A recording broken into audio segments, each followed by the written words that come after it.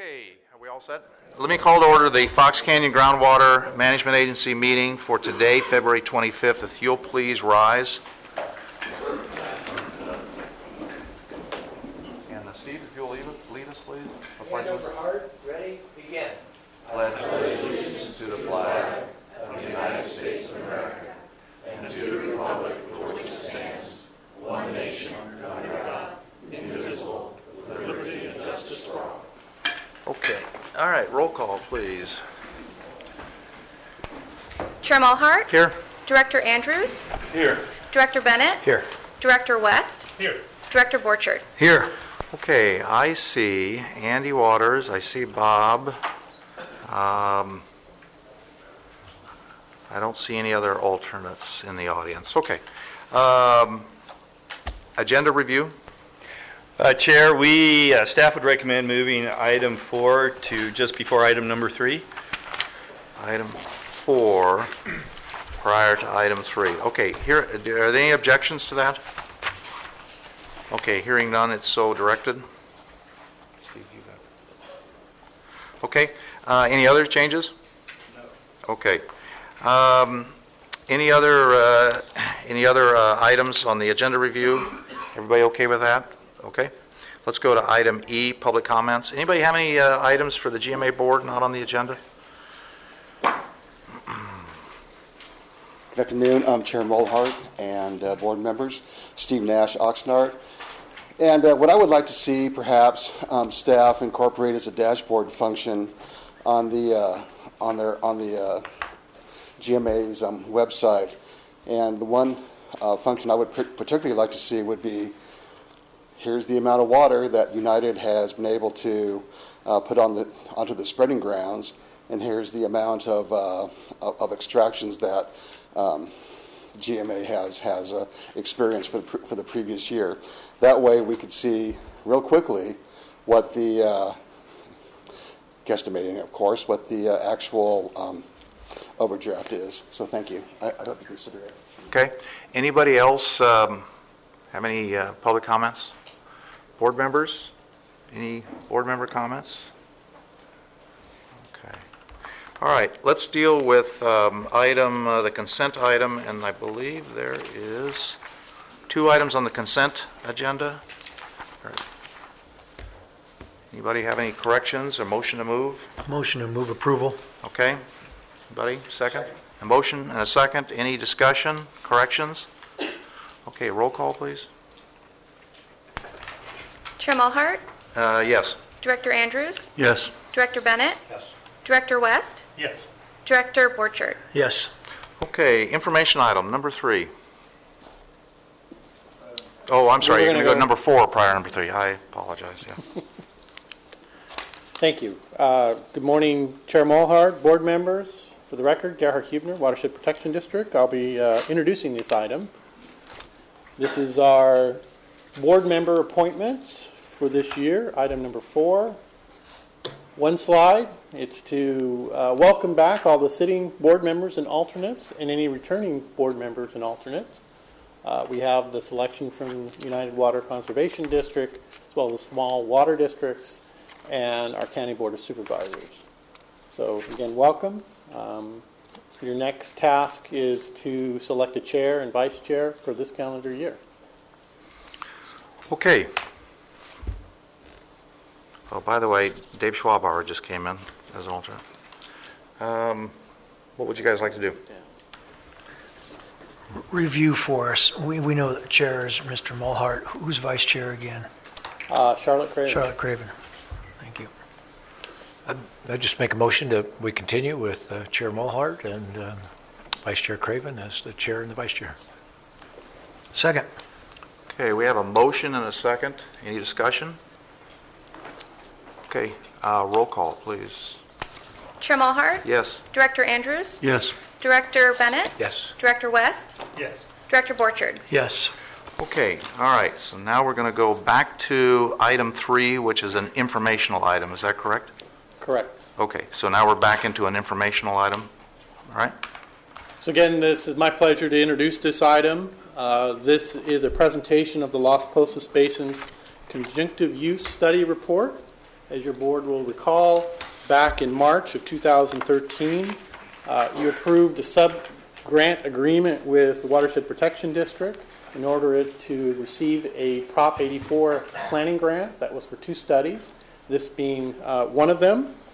The GMA provided $30,000 as match in this study.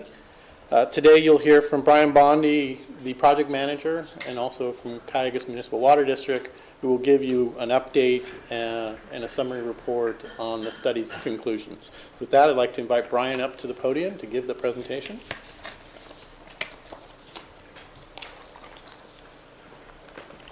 Thank you, Gerhard.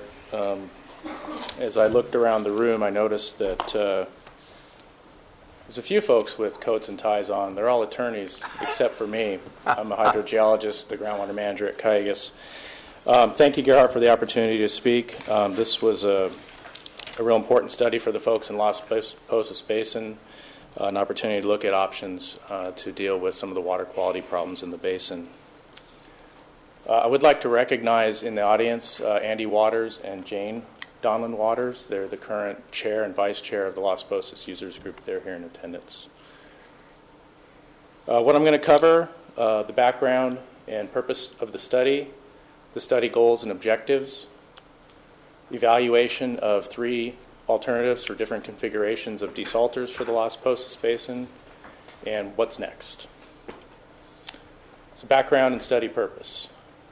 Really, the primary purpose of this study was to address the 2 main sustainability issues for the Las Posas Basin, which are the need for increased water supply and dealing with water quality issues related to the impact of brackish water recharging from the Arroyo Las Posas.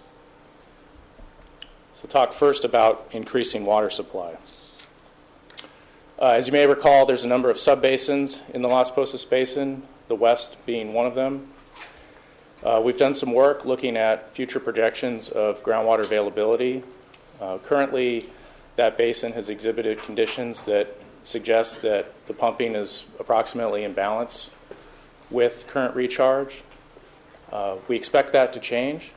We all have heard about the issues on the Santa Clara River, Freeman diversion, endangered species. We know that the ability for United to recharge the Forebay area, which does have an influence on the West Las Posas Basin water levels, will decrease.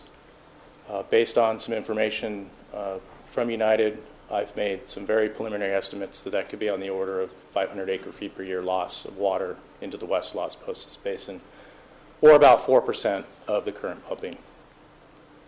Of course, we need to carefully monitor our groundwater to verify that these types of estimates are realistic.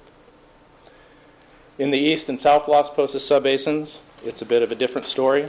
About half of the recharge to that area is percolation of water along the Arroyo Las Posas, much of which occurs during the dry weather part of the year and is sustained by flows from the Simi Valley wastewater treatment plant, as well as Simi Valley dewatering wells at the west end of the Simi Basin, both of which discharge to the Arroyo. Both of these sources of surface water flow are expected to decrease over time, and the impact to the basin will be less recharge, less water available for pumping, and that's what this graph is trying to show. The preliminary work that I've done on sort of the worst case scenario is potential for approximately 6,000 acre-feet of lost recharge looking out in the 2020s and 2030s. That's about 33% of the current pumping. So there's a need to increase water supply in the basin long term. And you base that on, you project that they just simply won't release about 6,000 acre-feet? The city has plans to develop its recycle water system, which will result in less treatment plant flows to the creek. Mm-hmm. They also plan to develop the groundwater resources of the Simi Basin, which will result in the lack of a need to operate those dewatering wells, which currently discharge the creek. Got it. Thanks. Yes, Brian, on your chart, I may not be understanding it correctly.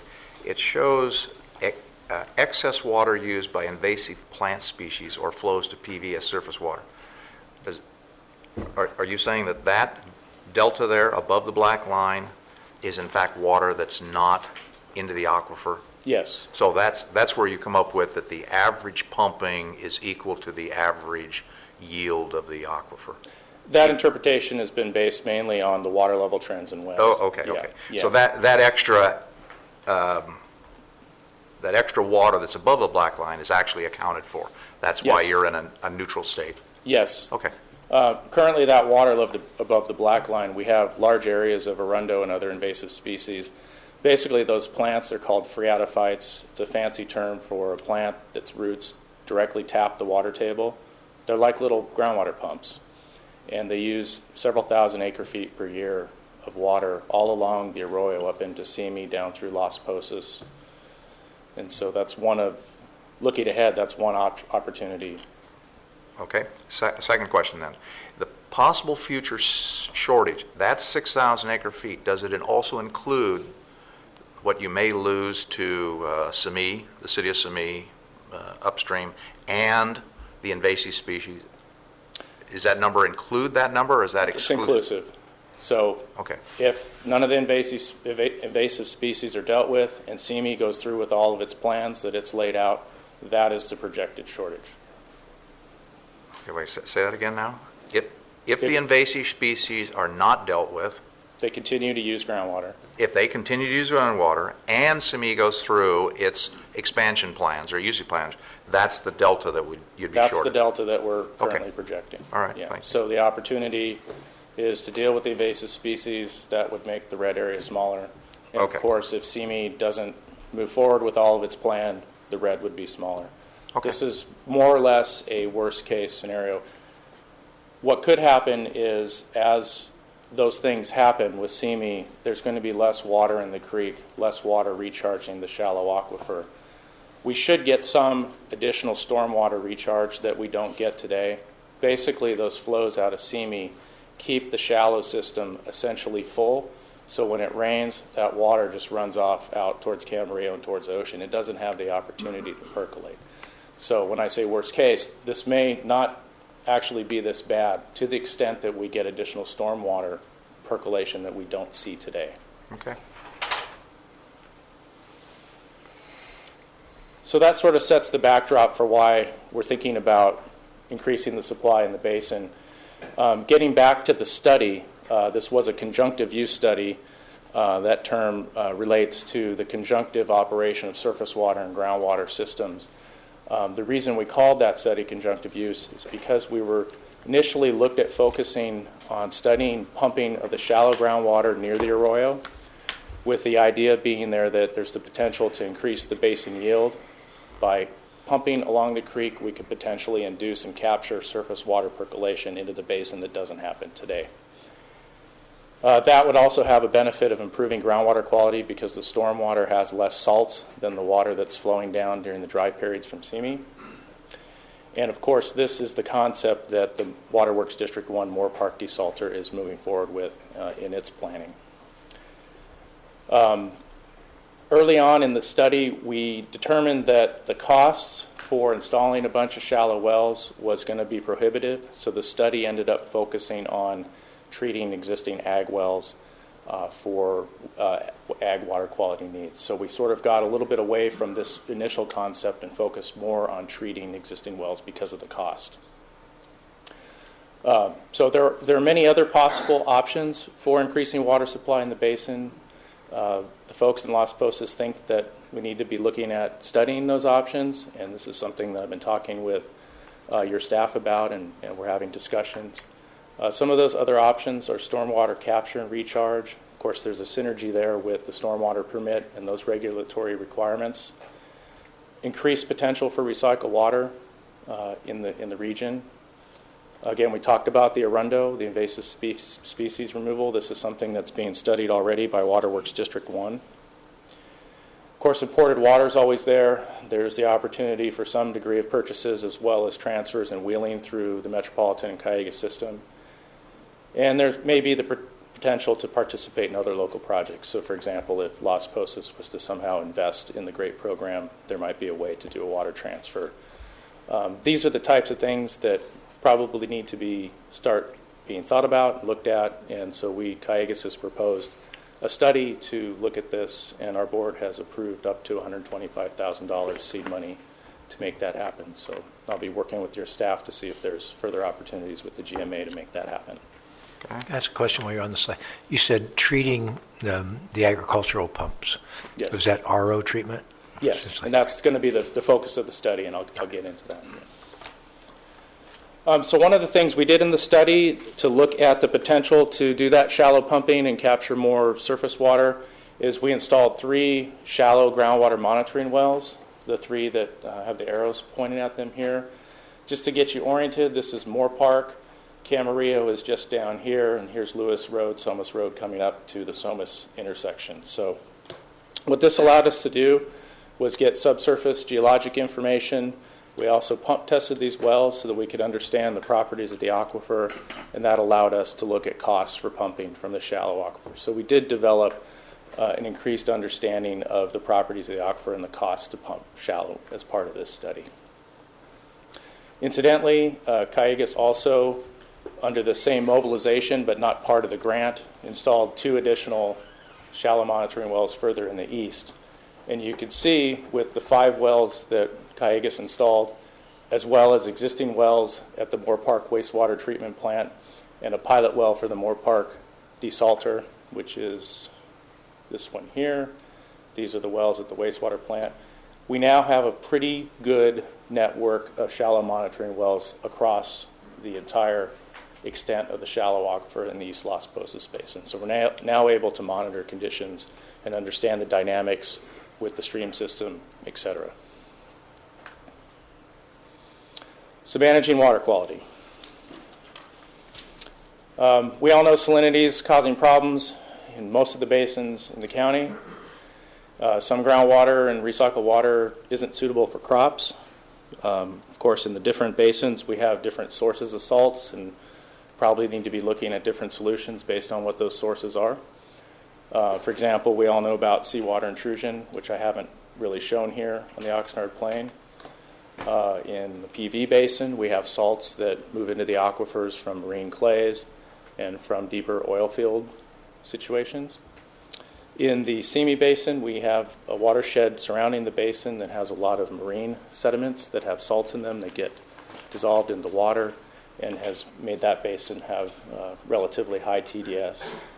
And as surface water has moved out of Simi Valley and into the Las Posas Basin through the arroyo, some of those salts have made it into the Las Posas Basin, and that's the issue that we're focused on today. The salinity is also causing dischargers to violate regulations, getting back to some of those other programs, the TMDLs and the stormwater. And in some areas, the presence of this shallow brackish water is preventing stormwater from percolating. And that's the situation we have in the South and East Las Posas Basin, where basically we have a reservoir that's the shallow aquifer system that slowly leaks into the deeper aquifers. And as I described earlier, that reservoir is kept full most of the time by the continuous flows. And so when it does rain, stormwater has no place to percolate. Excuse me, Mr. Bach. Yes. The red, I just can't read the writing that you have inside the red that's just to the right of Moore Park, a little bit below. That's Simi Valley. That's Simi Valley, all the red. Thank you. So, of course, as you know, just a quick update and plug for the Callegas Salinity Management Pipeline. This is a regional pipeline that can be used to dispose of concentrate from desalination. This allows us to increase our water reliability by allowing brackish water to be treated and reduces salinity. The segments of the project in red are complete. They're in the ground, ready to be used. In fact, we have 2 dischargers on the red reach down here. Sections in green, bringing up to Camarillo and from Camarillo to the Las Posas area, are in construction or just going out for bid. And the areas in blue are future phases, and you can see there's a future phase that would serve the Moore Park desalter if it moves ahead. The other reach would go through Santa Rosa Valley up to Simi and create opportunities for projects in the Arroyo Santa Rosa Basin, Tierra Rajada, and then, of course, the Simi Basin. In the sake of time, I'm not going to go through all the dischargers. Just point out a few. Recent meeting, you heard about United's proposed project that would potentially use the SMP. Of course, today with the conjunctive use study, we're very focused on potential ag desalters in the Las Posas Basin, and as I mentioned earlier, Moore Park Moore Park desalter project that's been proposed. So getting back to the Las Posas Basin and the issue at hand, this is a map of the basin in the three sub-basins, west, east, and south. This is Moore Park, Camarillo, Lewis Road coming up to the Somas intersection, and LA Avenue 118. The colors reflect the chloride concentration in groundwater, ranging up to 250 milligrams per liter in the brightest fuchsia. So we have concentrations in the southern part of the South Las Posas Basin and East Las Posas Basin, ranging between, in the area of impact, between 100 to 250. And that's the issue that we're dealing with. You'll note that these darker, warmer colors do not move into the West Las Posas Basin. That's because there's a geologic structure that is limiting flow in the main aquifer between those two basins. And so we do not see this higher chloride water moving into this part of the basin. In fact, this West Las Posas area still has some of the best water quality in the county. Do you have any indication over time, over the last 10 years, is that increasing, decreasing, staying steady? The amount of salinity, particularly in the Las Posas Basin that's under 118? It's a progressive situation. It's moving north into the basin. So this issue has had a long history. There's documentation back to as early as the 1930s about poor quality water in this area. Again, a lot of natural salts in the watershed upstream. And it is moving north. It's moving from the stream north, or from the Cayugas stream north? Or? Yes, it's moving. You can see the arroyo in the light blue here. Right. That's the source. The direction of groundwater is, the direction of groundwater flows towards the middle of the basin. And I'll show that on a cross-section in a minute. So going back historically, as early as the 1930s, there's documentation of poor quality water in this area. Again, natural sources of salt, perhaps some of the early ag activities contributing. Beginning in the 1960s, we started, late 1960s, 1970s, started seeing in the data the chlorides appearing in the deep wells in the Fox Canyon Aquifer, hundreds and hundreds of feet below the shallow aquifer in the creek. And this really had to do with the importation of water to the area, the growth of Simi Valley, starting to discharge water through the wastewater plant, and then later dewatering all that water going into the creek and recharging this area. What happened is the shallow system filled up and created a lot of pressure that caused the conditions for this water to start pushing down into the deep aquifer. Pumping was also part of the story. During the first half of the last century, groundwater levels in the main aquifer were pumped down. There's clear documentation of that. And so you had this condition where the levels in the head in the main aquifer was coming down, the head in the shallow aquifer was going up, and it reached a point where the head in the shallow aquifer was greater, and that's when this water started moving into the main part of the basin. And for the last 50 years, it's been moving from the creek northward into the basin about 2 miles, and to the point where we see it today. So I'd like to kind of show what this looks like in cross-section. If you were to look at a slice through this part of the basin, what you'd see, and this is just a very simplified cartoon for the purposes of this discussion, you'd see the main pumping zone is the Fox Canyon Aquifer. You have a shallow aquifer with the arroyo. And the shallow aquifer is basically just the sediments that the arroyo has deposited as it's moved through the system and meandered. Above the Fox Canyon Aquifer, you have the San Pedro Formation, which is mostly silt and clay. This symbol is to represent pumping in the basin. Most of the pumping in the basin is concentrated in the center part of the basin along the long axis of the basin. And so I'm just showing that here with one well diagrammatically.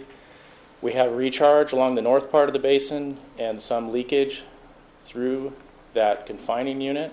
So groundwater flows from the north towards the middle of the basin, as well as from the south, recharging from the arroyo towards the middle of the basin where most of the pumping is. And of course, we have this area of brackish water that is the subject of today. Over time, this plume, all things being equal, will continue to move, and it will stop somewhere in the middle of the basin because essentially it'd be captured by the wells that are pumping. That's the condition we're dealing with, and so the question is what to do about it. And there's a number of options. You could talk about pumping and treating, so you'd install wells along the edge of the area of brackish water, pump it out, treat it, deliver it to ag. You could inject water and try and hold the plume back static, or you could do a combination of the two. You could pump to capture, treat that, and then inject it to hold the plume where it is while you're cleaning it up. These are all really big, capital-intensive projects, very expensive, a lot of work. The other option would be to just use the existing wells in the basin to capture that water, treat that water at the point of use, and use it for irrigation.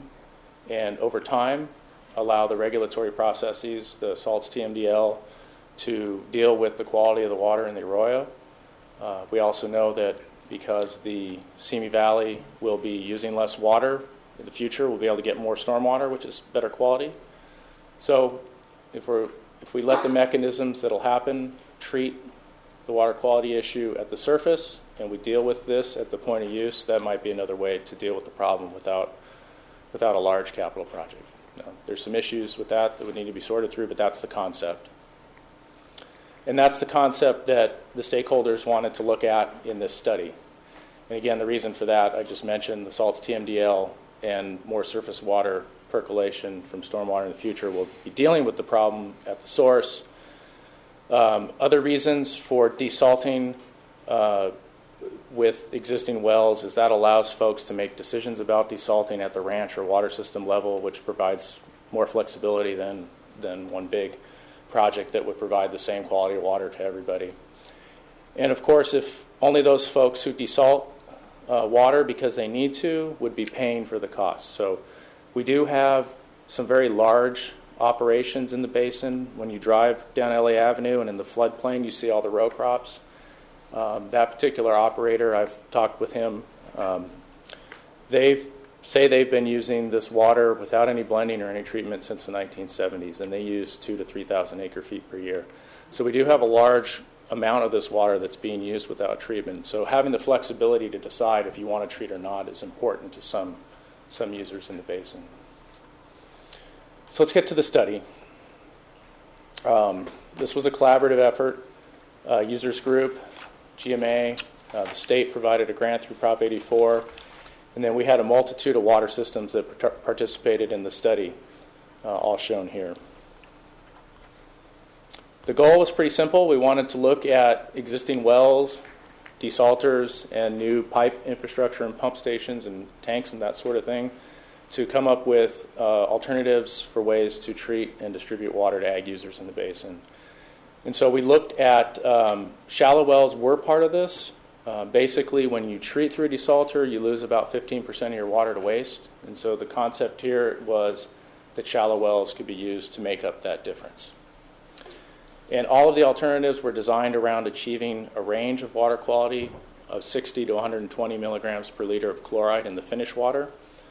Those were the end members that came out of the stakeholder discussions. Some people wanted really high quality water. Some people said they'd rather pay less and have something closer to 120 and maybe live on the edge. Maybe they're growing different crops. And so instead of trying to analyze the full spectrum, we just looked at the end members, and you can kind of look in between to see where you might be, say, if you wanted 80 or 100. The construction of shallow wells to augment supply. Can you run that scenario by again? Is that because you're going to increase the ability to capture stormwater by? The idea was that the losses you have from the treatment process, if you could make that up with shallow wells, which have a more renewable source of water, because if you pump near the creek, you can capture more percolation. So the idea was that would augment supply. And so that's... You'd capture more percolation because as you took more water out of there, there'd be more stormwater capture? Right. There would be supply? aquifer that wasn't full already that the percolation could fill. Okay. That's the concept. And so that's where the conjunctive use part of this study comes in. So the study scope was pretty straightforward. The first steps were to look at existing information. We had to understand the infrastructure, the water systems, the non-potable systems in the basin. We had to map the area of degraded groundwater and determine what the demand associated with that area is. Then we developed the alternatives, evaluated them, and then, of course, prepared the report. So we'll talk about the infrastructure. So the first step was to map all of the water systems in the basin, and this was no small undertaking. This took about a year, took about $50,000. Basically what we did is we worked with the different water systems in the basin to go through their records and do field checking to map out all their pipes, their pump stations, their wells, their reservoirs, and put that all together in a series of maps. And this particular map shows all of them combined. So the big pink area is the Zone Mutual Water Company system, and you can see there in both the east Las Posas Basin and west. And so it's through their system that water can exchange between the basins, even though the basins don't communicate through the aquifer. Okay. We also looked at an area in Gruther Farming System, Bell Ranch, Arroyo Las Posas Mutual Water Company, Las Posas Orchards, this is a private ranch, Burlwood Heights Mutual Water Company, and then layered over these are the Waterworks District 1 and 19 and 1 systems, as well as Callegas' facilities. And so basically we wanted to understand where all the pipes were, what size they were, what their capacities were, because part of this study was looking at interconnection of these systems to deliver water. Just to note, Brian, yes. just real quick, you don't have it there. With your highlighter, can you, is the eastern boundary of the GMA on that chart? So the GMA boundary runs roughly along the axis of the Santa Rosa Hills and comes up through here, up to the Happy Camp area, then comes and runs along the slope of the South Mountain Ridge where the aquifer is exposed. Okay.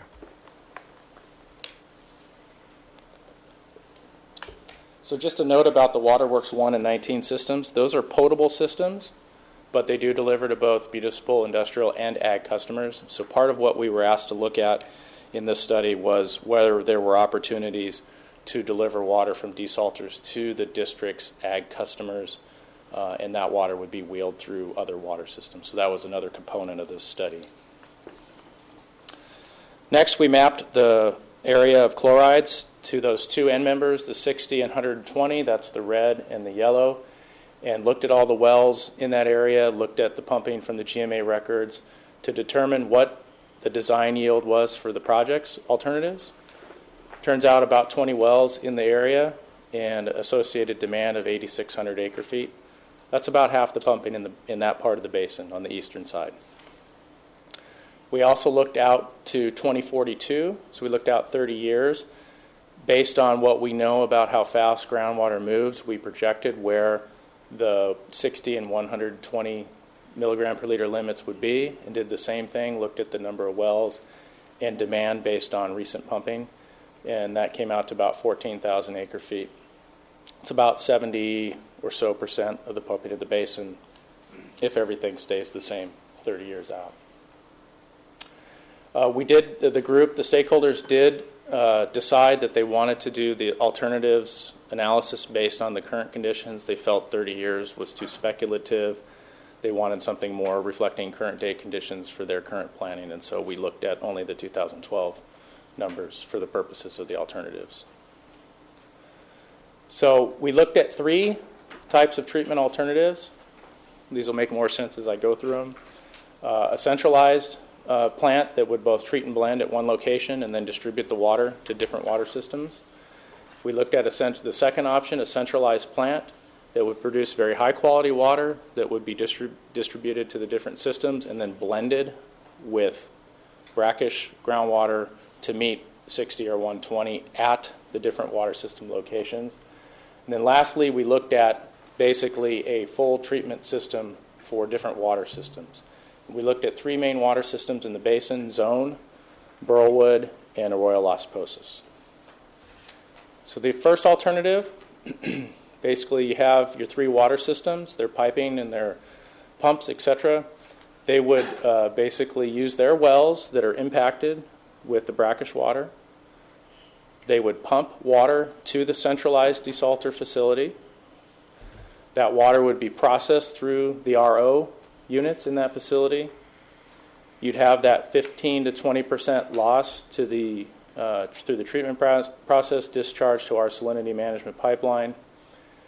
Out of the desalter would come some very high quality water. We're talking about a few tens of milligrams per liter TDS water that would then be blended with a split stream of the source water to blend up to 60 or 120 milligrams per liter.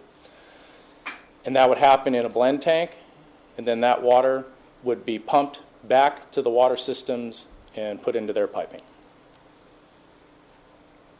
The second option is similar, except that the blending would happen at the water systems. So again, here's the 3 water systems. They'd pump their brackish water to the desalter. You get treated. You have the losses to the SMP. High quality water would be pumped back and blended in existing tanks and reservoirs at the water systems with water from those same wells. And then the blended water would go into their systems. The last alternative is basically one full treatment process for each water system. So next step was evaluate those alternatives. And we had to cost out those different alternatives. The main components being the desalter facilities, the different treatment, pre-treatment, chemicals, O&M, et cetera. We used assumptions from existing studies. There's a lot of work that's been done on this locally. Moore Park Desalter's done studies. North Pleasant Valley has studies. Camarosa's Round Mountain Desalter. So we had a lot of good local information for costs, relevant, recent cost information, and that's what we relied upon. We looked at those new shallow wells to make up for the brine losses. We made some assumptions on those based on the monitoring well data that we collected. Of course, you have pipelines to move the water around, both the source water and the treated water. And that requires storage tanks, booster pumps, connecting to the SMP for the discharge. And then, of course, power is a big component of the O&M. And the slide that everybody's probably been waiting for are the costs for the 3 alternatives. There they are. Alternative 1, the centralized, fully centralized, came out the highest cost at about $870 per acre foot for 60 milligram per liter water, and $610 an acre foot for the 120. The other 2 options came in at basically the same price. For this level of analysis, for all intents and purposes, those numbers are the same. The 714 and 727 for alternatives 2 and 3 for 60 milligrams, and then right around $400 an acre foot for the 120. And so this was a little bit of a surprise going into this. I think a lot of us thought that the one big regional centralized facility would be the cheapest, economy of scale. Turns out that a lot of that cost has to do with the piping. We're moving a lot of water from the water systems to the centralized treatment. Those are big pipes, a lot of pumping, a new blend tank. When you get into the other options, you don't need a blend tank. You're moving less water through smaller pipes. And in fact, with the local treatment, with full treatment at each water system, almost no new pipes. So it turned out the cost of the piping trumped the cost or the economy of scale of having one large treatment system. And this was an important finding. This was not necessarily what we expected. So that local treatment and blending, basically individual treatment systems. Yes? Go back a slide. I think you said the capacity of the centralized treatment and blending would be about 8,700 acre feet, right? $870 an acre. No. The plant would be sized to handle approximately 8,700 acre feet per year. Yes. And how many local treatment plants are you proposing if you go that route? And what is the size range of a local treatment plant? What's the minimum capacity that makes it economical, and then when do you trip over to it's no longer functional? Yeah, what we found, not necessarily through this study, but through other studies, is that you can do desalination very economically at fairly low low volume applications. The Round Mountain desalter is only about 1,000 acre-feet per year, and it's economical. And when you get into smaller volumes, there are package plant options. There's options for RO units on skids and things that can really lower your capital costs. So you could take it down as low as, I mean, in theory, that an individual facility of 200 or 300 acre-feet a year that would meet their allocation is economically feasible. It is. Where you're going to get in trouble is on the discharge to the S&P. That's expensive. That's a pipe. That's a discharge station. That's a pretty big capital investment, several $100,000 per year. Don't quote me. It's expensive. So what you'd want to be looking at in that situation is for people to pool their resources and share a discharge line. And so if you had a ranch here, here, they would want to get together and figure out how to combine their discharges to the SMP to cut their costs, so they could share those capital costs, those O&M costs. That's a significant. So there is definitely a bottom end number, and it has to deal with that issue, and a top end number where you actually effectively become a centralized treatment. Right. Okay. Another item, a question. I don't know if it's factored in this number, but and I see Mike Solomon and Tony in the back for United. One of the things that we're looking at, or at least we've been told, and they can correct me where I'm wrong, is that in United's proposed brackish program that we're looking at down on Wainimi Road, one of the factors that we did not factor in that we now have factored in is the energy footprint and offset that Edison's going to require because of the huge demand it takes to produce this. Have you factored in the cost of that energy offset? Yeah, not at this point in this study. We did not address that. It's a bit of a different situation. So if you collectively looked at the 8,700 we're looking to treat here versus your project is 10 or 10 to 20,000. 20, yes. The big difference is the salt load in the water is 5 or more times higher in the United project, and so the energy requirements are 5 or times higher. So obviously those issues would have to be straightened out, but that was not within the scope of this study. Okay. Yeah. But that's a good point, because you're starting at a completely different base point than we would dealing with off the ocean. And, Yeah. we're not processing straight seawater.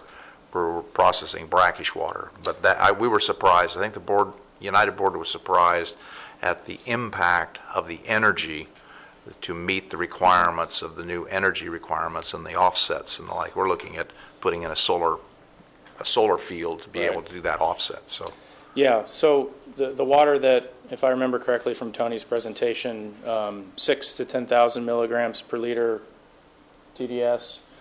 In the Las Posas Basin, we're looking at closer to the 1,500 to 1,800 milligram per liter TDS. So about a factor of 5 less energy, all other factors being equal. But the reason I bring it up is that when the United board first looked at its proposal, we looked at a cost structure between $850 and say $1,100 an acre foot. I think was a good range.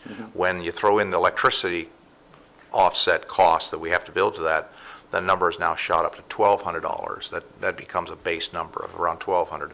So when people look at this and then they hear the United's proposing, I want to make sure that people understand these are not apples to apples. The source water is different. Yes. The volume is different, and the requirements then therefore become different, and those numbers start to diverge. Then the distribution's different, and that's Yeah. a big part of the cost, the pipe.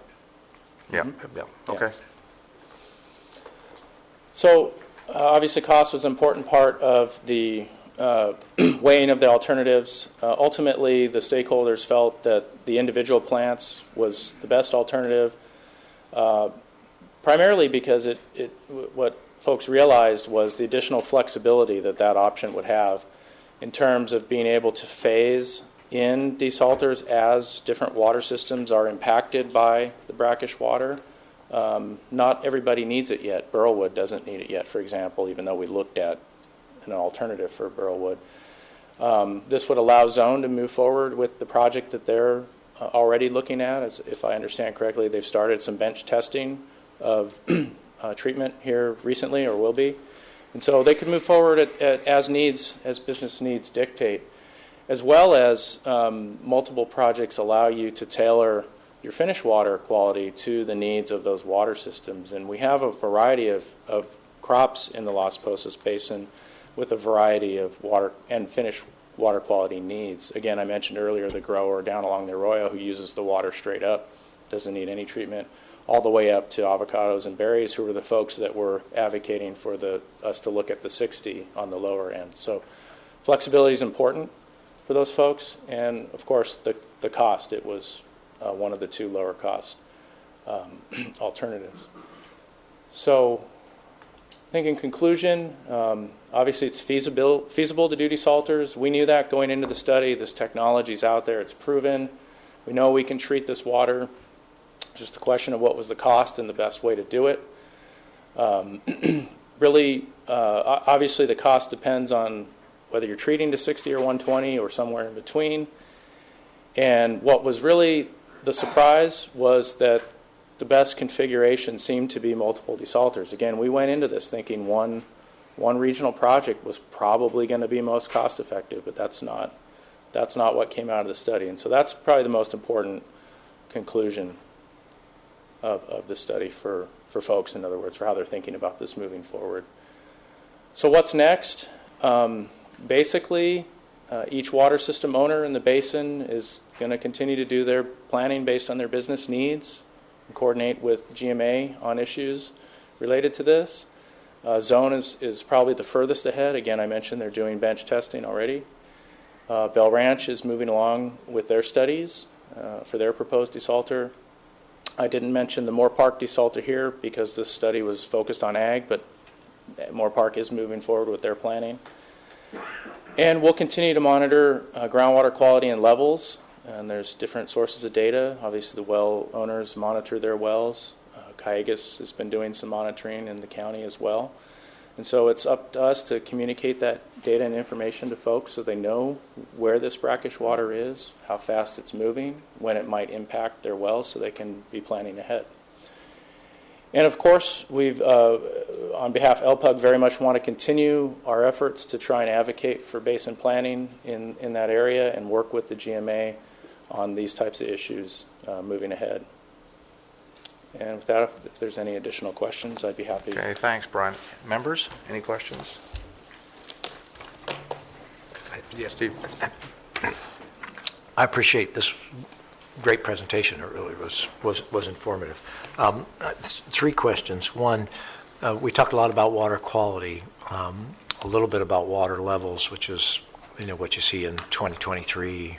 After that, in terms of, but what can you tell me about water levels? What I remember from looking at the charts is water levels have stayed fairly high in the Las Posas Basin during this current time period. Is that accurate? Yeah, well, and again, we have sort of drastically different situation west versus east. Right. Just briefly, west water levels have gone up and down with the droughts historically, if you look at the charts, and they seem to bounce back after droughts. But they're pretty depressed right now.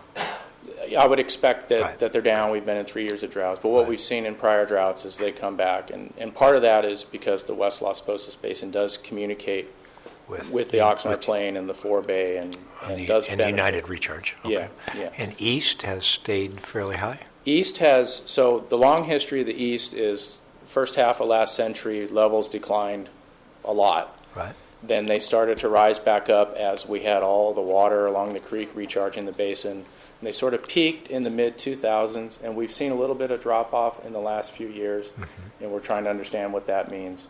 And hopefully we can keep levels in the range we've seen in this last decade or so. That would be a good thing moving forward. And do you lump the south in with the east, or is there Yes. a separate south data? Yeah. South has been same thing? South is mostly the area along the arroyo, and it's Been, rejecting recharge. okay, it's Yeah. fairly high. Yeah. Second question, you talked about creating room for storm recharge. as one of the solutions by pumping the shallow wells and then creating the room for the storm recharge. So if we have good storm recharge, that would bring good quality water in, which Better, would be yeah. which would help. If we went through periods of drought and we didn't get that storm recharge there, then we would start to have a water supply problem there. What would you anticipate down the road? Would there have to be some kind of cutbacks in the amount of pumping Sure, during yeah. periods of drought? Yeah, the concept of trying to recharge more stormwater is just that at this point, a concept. Because that area has been full or mainly full, we haven't observed the conditions under which recharge. you would have stormwater recharge. So when you try and calibrate a model or predict you don't have data really to work with. So that's a bit of a question how effective that will be. Okay. Based on the historical data, if you go back to the 1950s, 40s, 30s, and you look at the period of time when that area wasn't full, and you look at the well hydrographs, you see that the storms didn't fill that up. So my conclusion is we're going to have to help Mother Nature with some projects, with some engineered projects. Perhaps there's overlap with some of the stormwater permit work that those folks are looking at, capturing stormwater and recharging it. That's one way to do it. You could look at projects to hold back water with rubber dams. Maybe down the road there's some opportunity to percolate water in ponds that we have at the wastewater treatment plant. All those things are going to need to be looked at because I think we're going to need to help it. Any speculation why it didn't recharge as much as you maybe thought it would during Well, the not so much storm? that I thought it would. This stream system is very flashy. The Uh-huh. water So it moves fast. moves when it very goes- fast. There's little time and opportunity to percolate. Right. In contrast with the Santa Clara River, where you have this really large watershed, you have a longer time of concentration and flow. Okay. You get a lot of water that's bleeding out of the system on the Santa Clara River. It's during those periods of long periods of flow where you get the recharge, and we just don't have that. Great. And my final question, you had a chart up there talking about, one option would be to let the high chloride water move all the way to the existing wells in the middle of the basin and then pump it out there. Mm-hmm. If for some reason, because RO costs got too high, people didn't want to pump, if they didn't pump, would, you kind of look like that was in the middle of the basin, would I assume that RO, that high chloride water would continue to move across the basin floor? So I think if I could restate the question, if there was less pumping or a decision to pump less, what would the dynamics be? Less than the amount of high chloride water coming in. Yeah. So the good thing about the pumping and the fact that it's kind of focused in the middle of the basin is that kind of creates a point where the plume can't get past. Right. Because it's going to get pumped out. If you pumped less, the plume would actually keep moving further It would into keep the moving. basin. That's what I Yeah. expect. Okay. Thank you. Yeah. Appreciate it. Okay. Any other directors, questions? Anybody in the audience? Carol?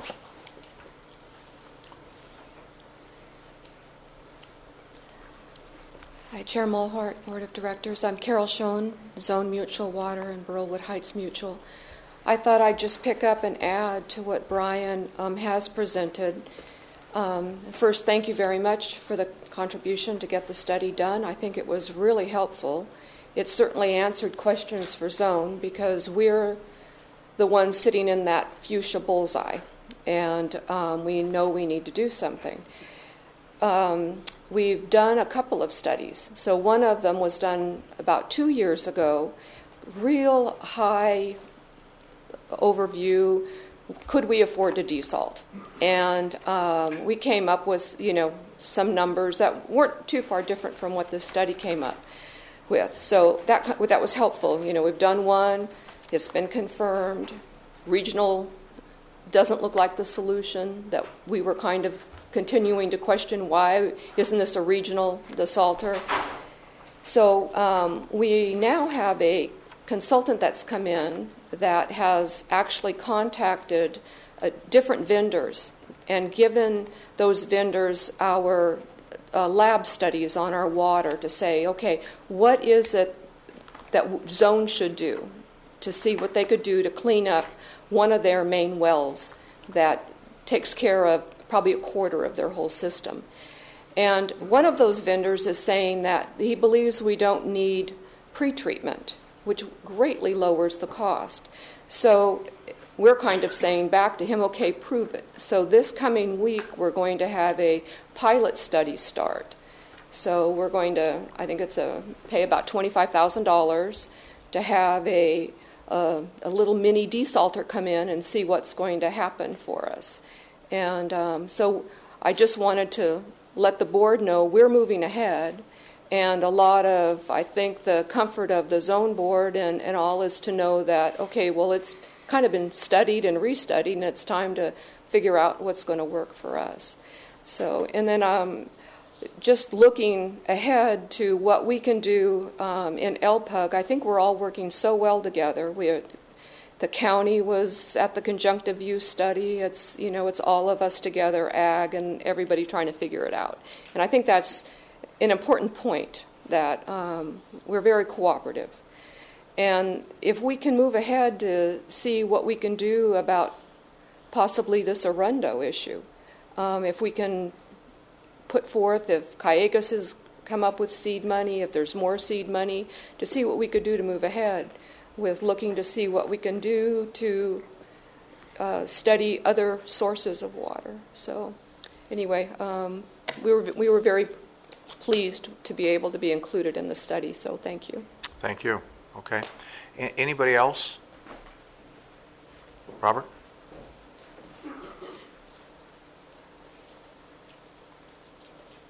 Good afternoon, Board Chair Robert Arani on behalf of Crestview Mutual Water Company. I also would like to thank the GMA for participation in this yield study and this conjunctive use study that was just completed.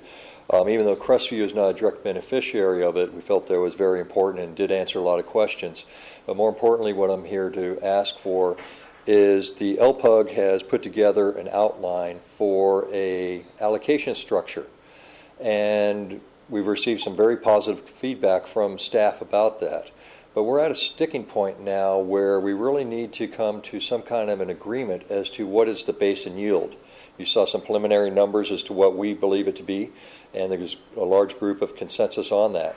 But we need to get some kind of agreement between staff and ourselves now so we can move forward as to moving that part of this basin plan study forward.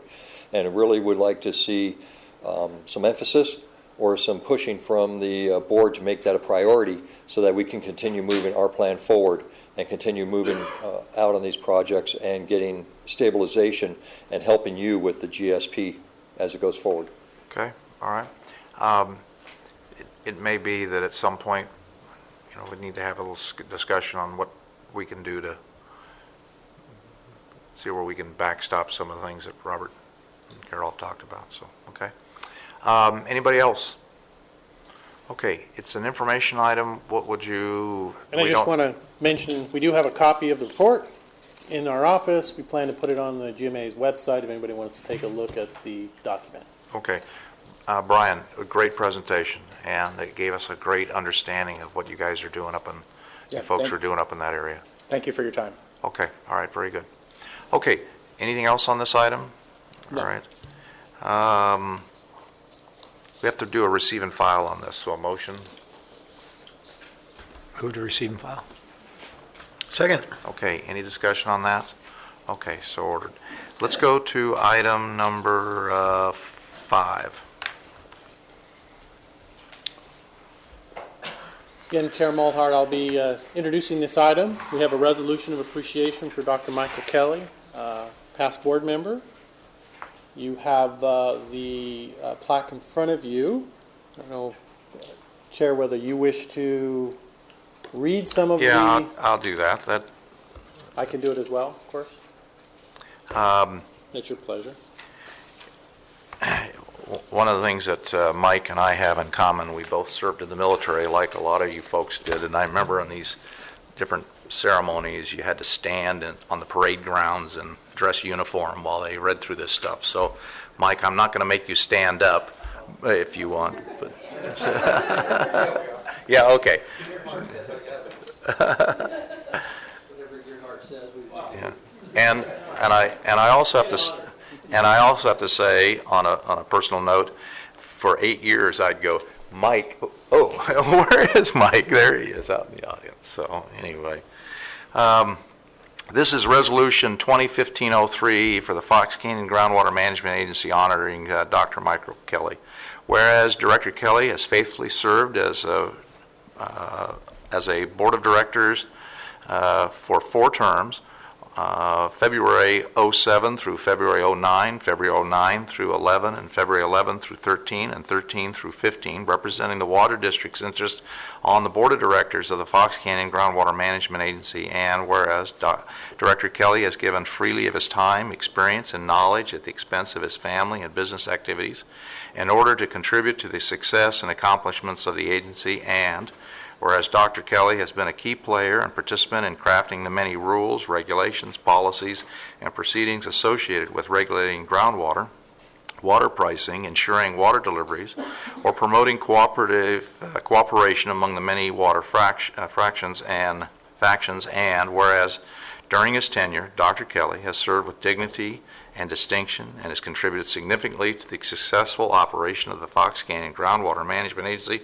especially as it relates to municipal water companies and special districts in Ventura County. Now, therefore, be it resolved that the Board of Directors of the Fox Canyon Groundwater Management Agency takes great pleasure in honoring Dr. Michael Kelly for his dedication, loyalty, and honorable service this day, the 25th of February 15. And then there's places for our signatures. So,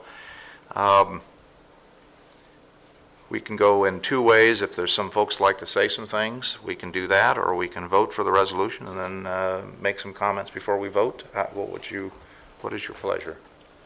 So just personally, I want to thank Dr. Kelly for all the time and that he spent with me, helping to bring me up to speed and acquaint me with the work of this agency and the work that he's contributed to so much over the last 8 years. Thank you. Very good. I'd just like to say a little something that the ag community perhaps doesn't know the debt it owes to Dr. Kelly, particularly in respect to the work he did with staff and many other individuals and stakeholders in trying to reach consensus.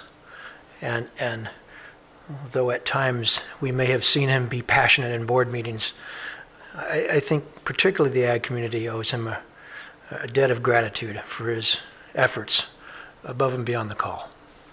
Okay. Dr. Kelly, I know you know well that good government policies are difficult to craft. And when it comes to the area of groundwater, they're probably the most difficult of all of the government policies because of how confusing it is. And you certainly put an enormous amount of energy and hard work and sincere good faith effort into crafting that, and I admire you for that. Thank you. And I'd like to, on my behalf and on Director Craven's behalf, just say thank you for all your service. It's been great to watch as I sit in the audience as the alternate at the way in which the dynamic that you bring to the service of the agency. Thank you. You know, for the folks in the audience, over my time on this board, I don't, obviously a lot of you only see us up here once a month or occasionally. But I got to tell you, the number of phone calls that I take from staff or other agencies or other issues that come up, the number of phone calls that I know that Mike has dealt with over time, his willingness to challenge staff on issues he doesn't believe are correct, to get clarifications, the number of phone calls he's made to me, challenging me on some of the direction we're going to try to work out a better solution. Mike, you've been wonderful. And everybody that has sat in these different seats over the years has, I think, done a wonderful job of trying to look beyond the special area, but trying to take a broad picture of that problem that we all face. And it's a significant problem, and it's expensive. And we'll have to work our way through it, and you've done all of that. And I chuckled because Mike also took care of our dogs from the ranch for years, and Mom and Dad always took the dogs in, so I never had to see the vet. But so our history of taking care of our animals on the ranch is also part of your history for us personally, and I appreciate that.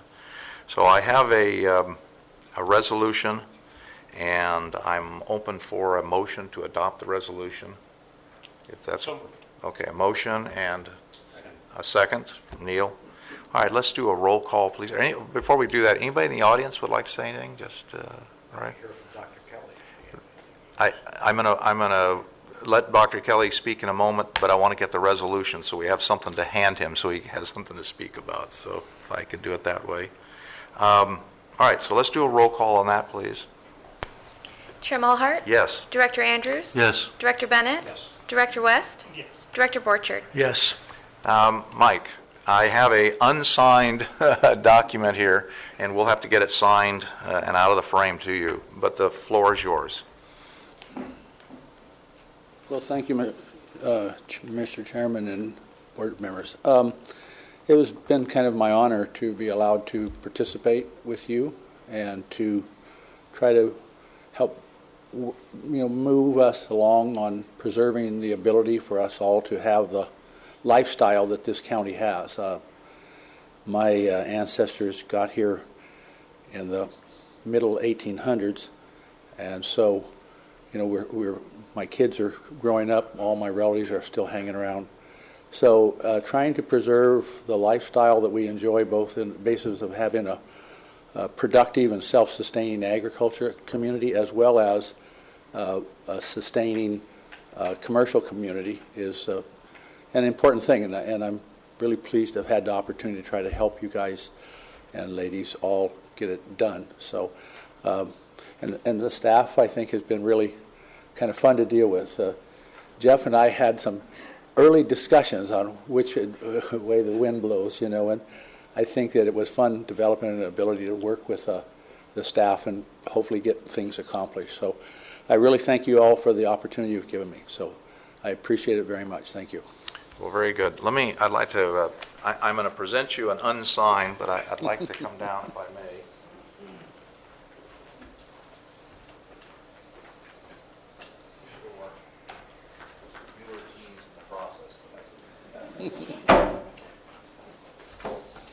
So thank you.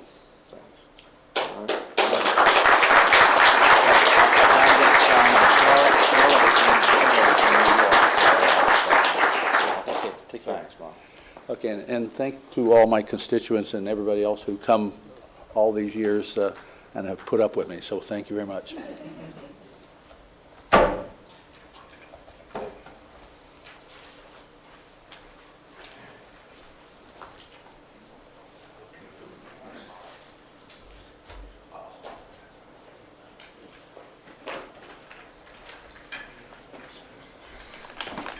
Okay, all right, let's deal with item number 6.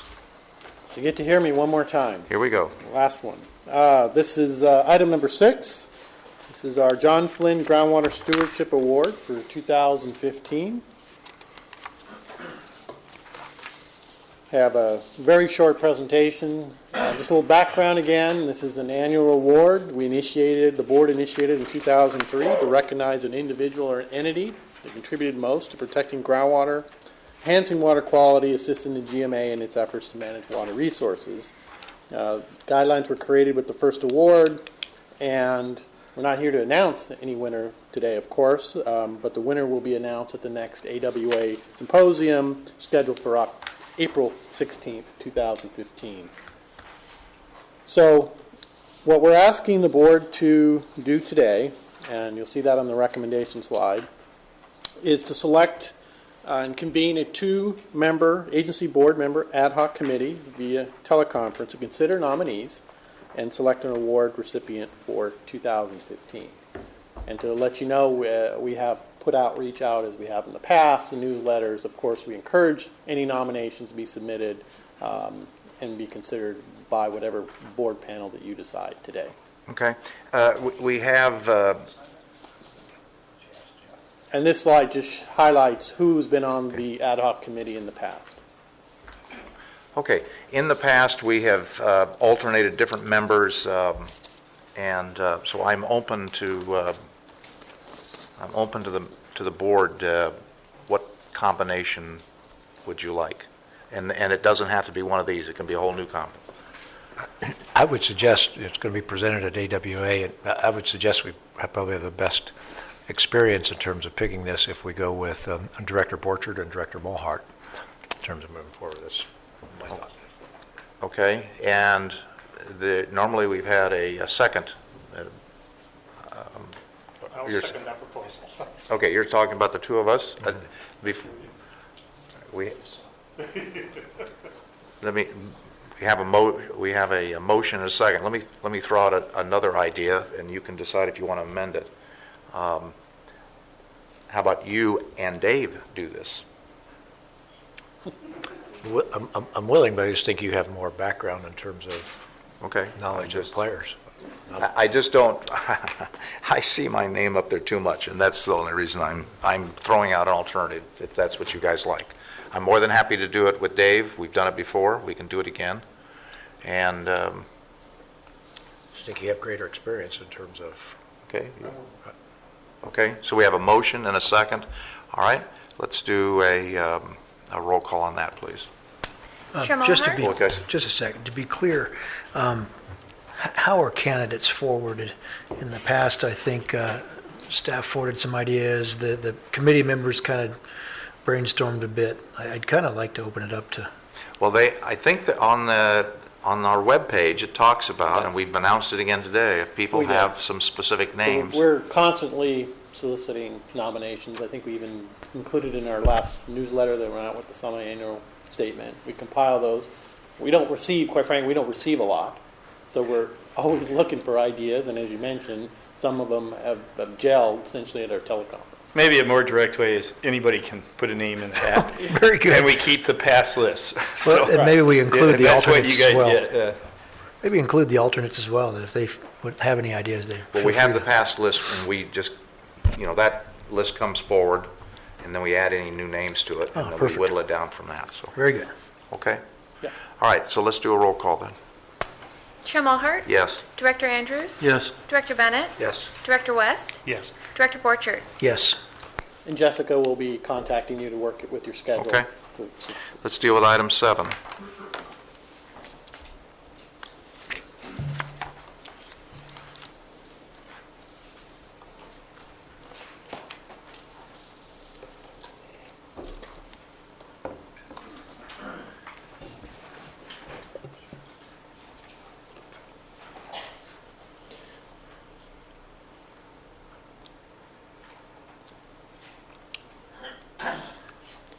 Good afternoon, Chair Mulhart and directors. For the record, my name is Rick Viragutz. I'll be presenting item number 7 today.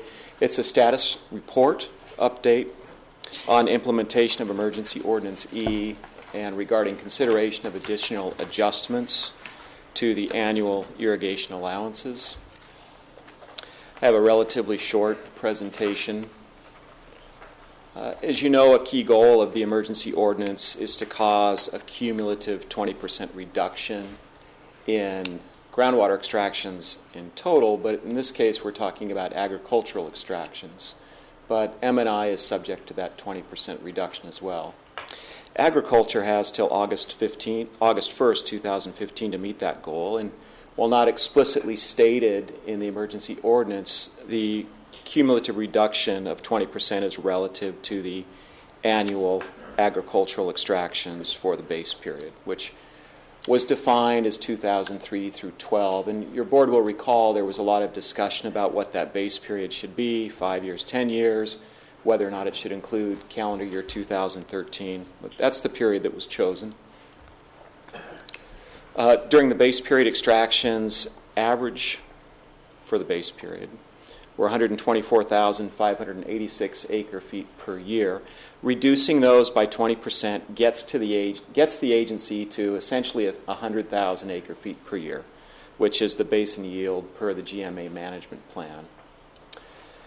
The last several years of agricultural extractions are higher than the 124,586 acre-feet, and so the necessary cumulative reductions needed to get those down are actually going to be a little bit higher than 20%.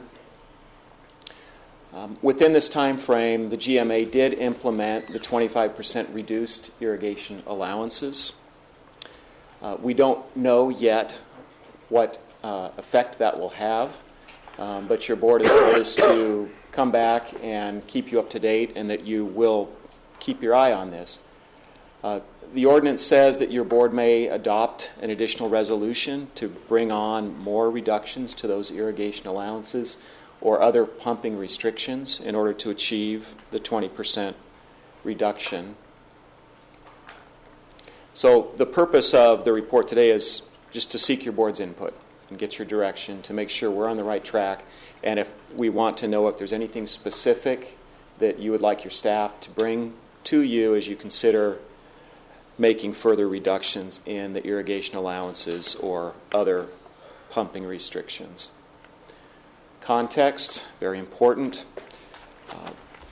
We have some deadlines. The ordinance says by February 1st, a cumulative 10% reduction should be seen. And August 1st, a cumulative 20% reduction should be seen. I'll show you a couple timelines in a moment to help explain that. So understanding the baseline is important. Understanding the reduction target is important. I'm going to review some dates, some extraction data, and some information that was presented back during the April board meeting when your board adopted the emergency ordinance. So a little bit on dates. With the adoption of the emergency ordinance, agricultural operators were shifted from the regular calendar year reporting period, which M&I and domestic are still under, to a crop year period. So there was sort of a reset for the agricultural reporting period, and they started under this new period on August 1st. That period is also the same date that the restrictions, the 25% reductions, were in effect.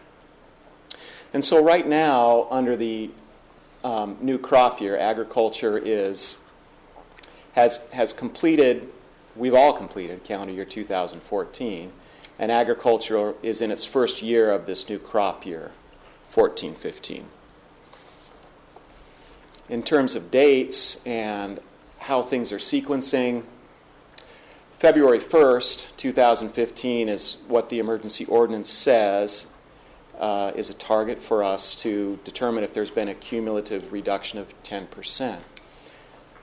So what that tells us is we need to look at the calendar year reported extractions for agriculture.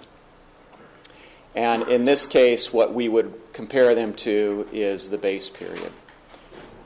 We don't know what we're going to see yet. All we know right now is that this information is coming due. It's due March 2nd. It will probably trickle in after that for a period of time. And when we look at it relative to the base period, we don't know what we'll see yet. What we do know is that in calendar year 2014, those reduced irrigation allowances were in effect for 5 months. August 1st is the next check, and that's when a 20% cumulative reduction is supposed to be seen. At that point, we'll be comparing this crop year data. So we'll have 1 year with the reductions in effect for the full year. And at that point, August 1st, 2015, we'll compare crop year 14-15 to the base period. And in years out, we can switch it up a little bit. But that's what we need to do right now. That's how the sequencing will work. Back in April, your board saw charts like this with a 10-year average. These are the calendar year reported extractions for all uses, including domestic, which I can't read, but if maybe you can, there's some very thin gray lines at the top of those orange. The domestic use is de minimis. The target is 100,000 acre feet, and this is what the 10 years of extractions look like. Now, the agency has chosen to achieve these targets differently. One process through M&I, one process through ag, and determining what those targets should be was partly based on their relative reported amounts of extractions, or I should say it was wholly based on that. The 10-year average of extractions for M&I represent 36% of the average, and ag represents 63.72% of the 10-year average.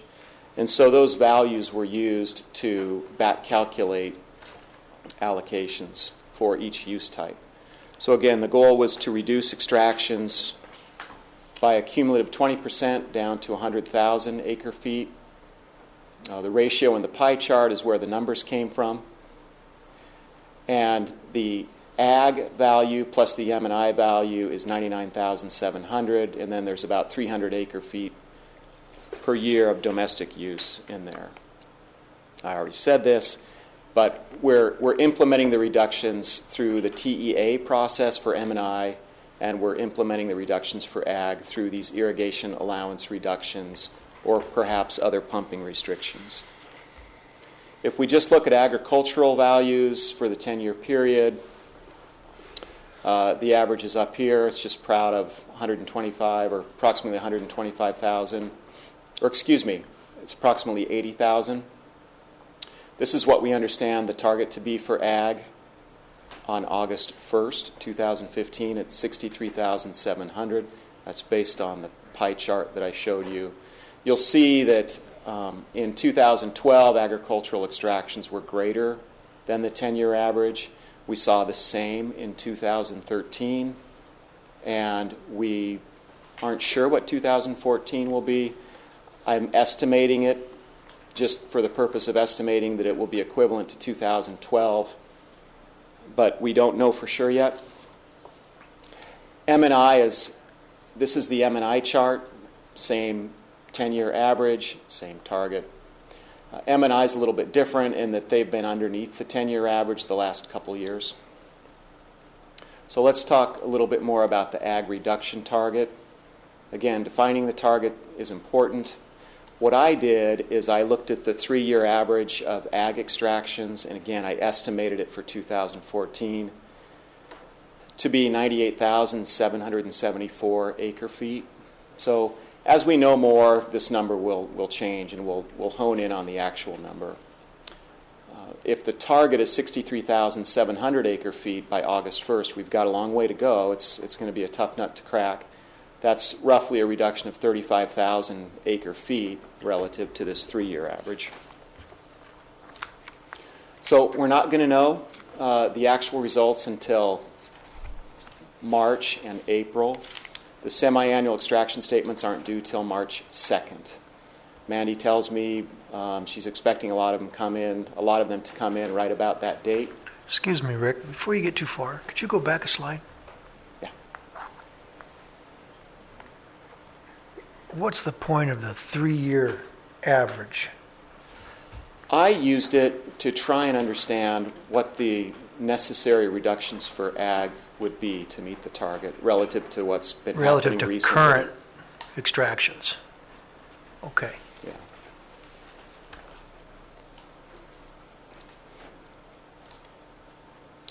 So I've said we're not going to know. I'm not going to keep repeating it. We'll know more in March. We'll know more in April. And we know that when we review the data in March, it will have only included 5 months of the reduced allowances. So March is when we'll be looking very carefully at it, and our ability to make better comparisons will occur in the months out. Regarding groundwater elevations, we've looked at data collected from the Oxnard Forebay, the Plain, and Pleasant Valley. The groundwater levels are still low. The water level decline has generally continued. Water levels are approximately 5 to 20 feet above the 1990-91 drought levels, in some cases below. I'm just speaking very generally here. Data is still coming in. We expect to present the fall 2014 potentiometric surface maps to your board in April. And at that point, we'll have better information on water levels throughout the entire agency. Rainfall, 2013 was dry.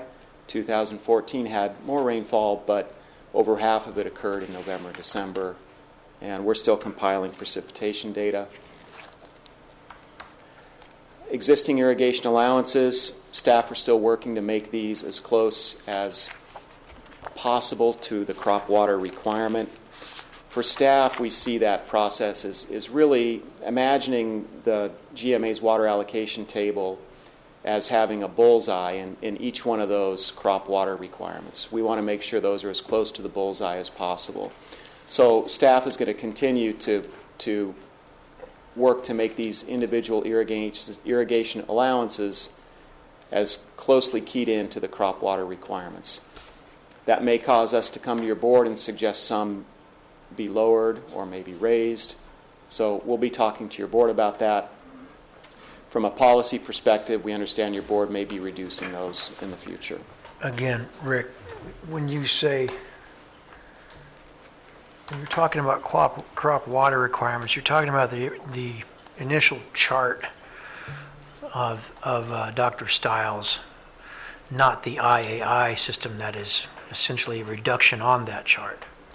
Well, actually, right? I was talking about the current chart that we're using, but I understand that some of those values may be lower than what the crop requires, some may be higher, and so in theory they are, because it was an allocation method that was come up with of taking that chart, which was the scientific determination of crop water needs, and then whacking that back the initial 10% to try and get to this reduction. Right. Okay.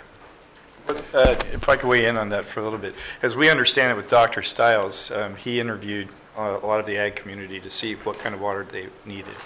And to that extent, it was scientific. And then he added some other values for wind and evapotranspiration and so forth.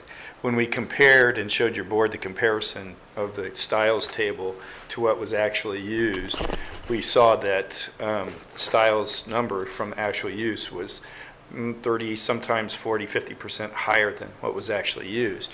So the initial reduction to the values in those tables, that 25%, was a reflection of that additional capacity there. Then there was talk about whether, if that didn't work, and moving everybody to irrigation allowance with that reduction didn't work or achieve the reductions that were needed, whether or not you would reduce the values in the table, or you would, and assuming they were correct, would you want to do that just to achieve reductions, or would you instead, because they were correct, use some other allocation method for reduction? And we haven't gotten there yet, but that was sort of the tenor of the conversation and as it proceeds.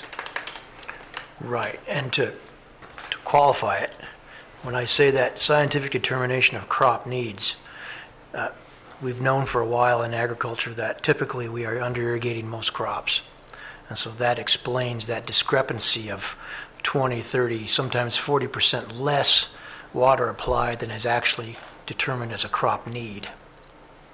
And that was the reason why we hired Dr. Stiles in the first place, was to come up with that, in ideal situations, a crop would want this amount of water. It's not necessarily what's being applied. And the reason for that is because water is expensive. But anyway, I want to get back to the idea of the concept that when you're talking about adjusting those figures to be more accurate, are you talking about the initial original chart developed by Dr. Stiles? Because we're talking about pure crop needs at that point. When we move to irrigation allowance index, that's an allocation method. That's not crop needs. That's what we did to reduce. Let me restate it. That's what we decided to come upon as an equitable way to have agriculture universally come to that reduction that was required by the aquifer. Yes, there's some difference of opinion about what those values reflect. But what happened was ag came to us and said, we think that if everybody moves to irrigation allowance, we will see some reductions. And we can fine-tune these numbers based on interviews with members of the community, the ag community, and figuring out what they're using. And to that end, a committee was formed, ag users, some of which are in this room, and they have been reviewing those numbers, and they are the ones who are talking about either raising or lowering and further recommendations to make to your board. But I still want to be clear about terminology. You just said irrigation allowance, and that is the irrigation allowance index. That's the thing that we came up with to come up with a new allocation method for ag. And those stakeholders thought that if we could put everybody on that system, we will get to a more universal way of bringing everybody down. But that didn't have to do with efficient crop water use. It was an allocation method. It started there, but it moved to IAI.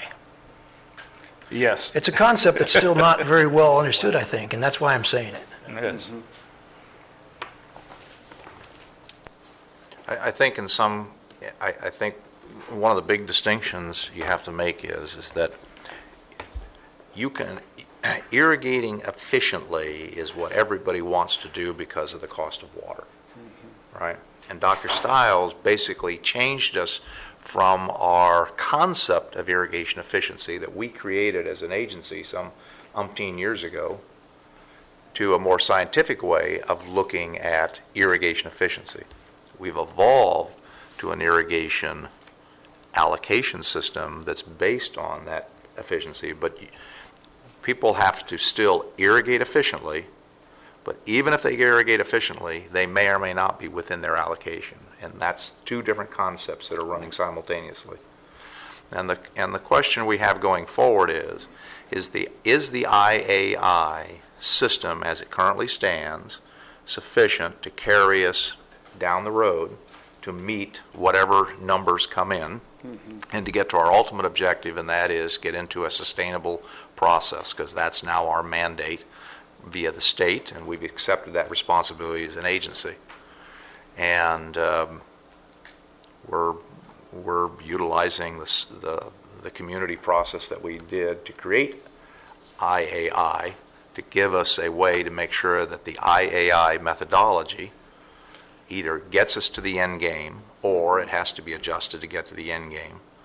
And in your question to us today, as I look at the recommendations, and I'm kind of jumping ahead here, it says staff suggests that the calendar year 2014 data be reviewed at the March meeting and compared with the average annual extractions. So we're going to get another bite at this whole concept.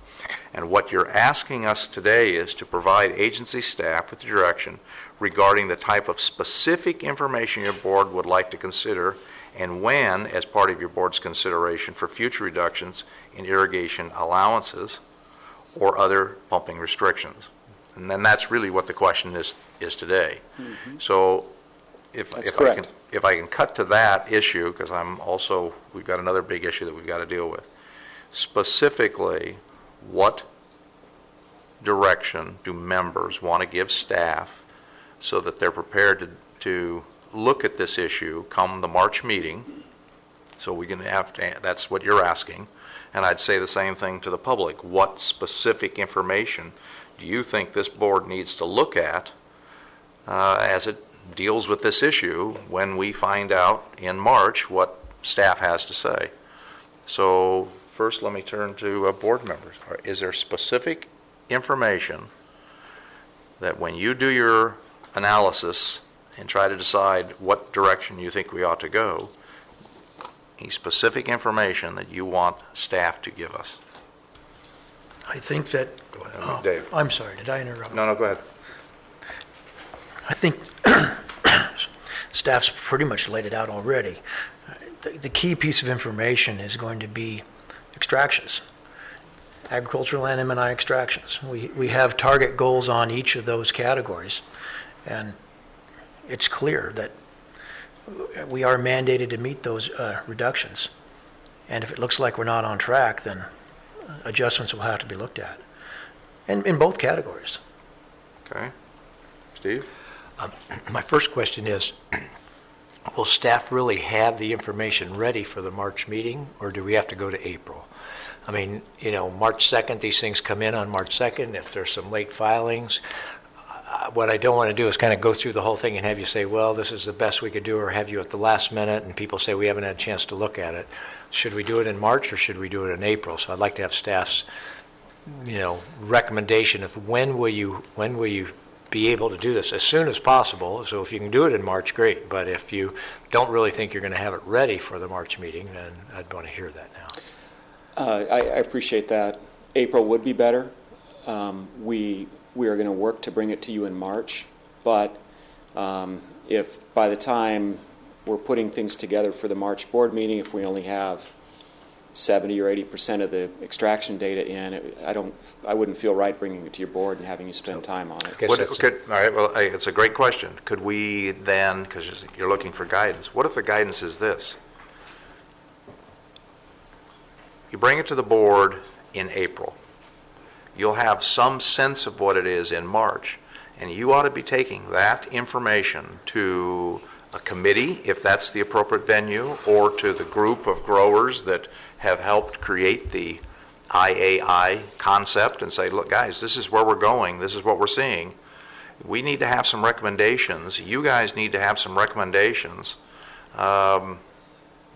for the April meeting, so that we don't give you what I don't want is, I don't want to be in a meeting in April and say, boom, here it is, and then have half the room stand up and says, we never had a chance to even look at it. We have no idea what to do.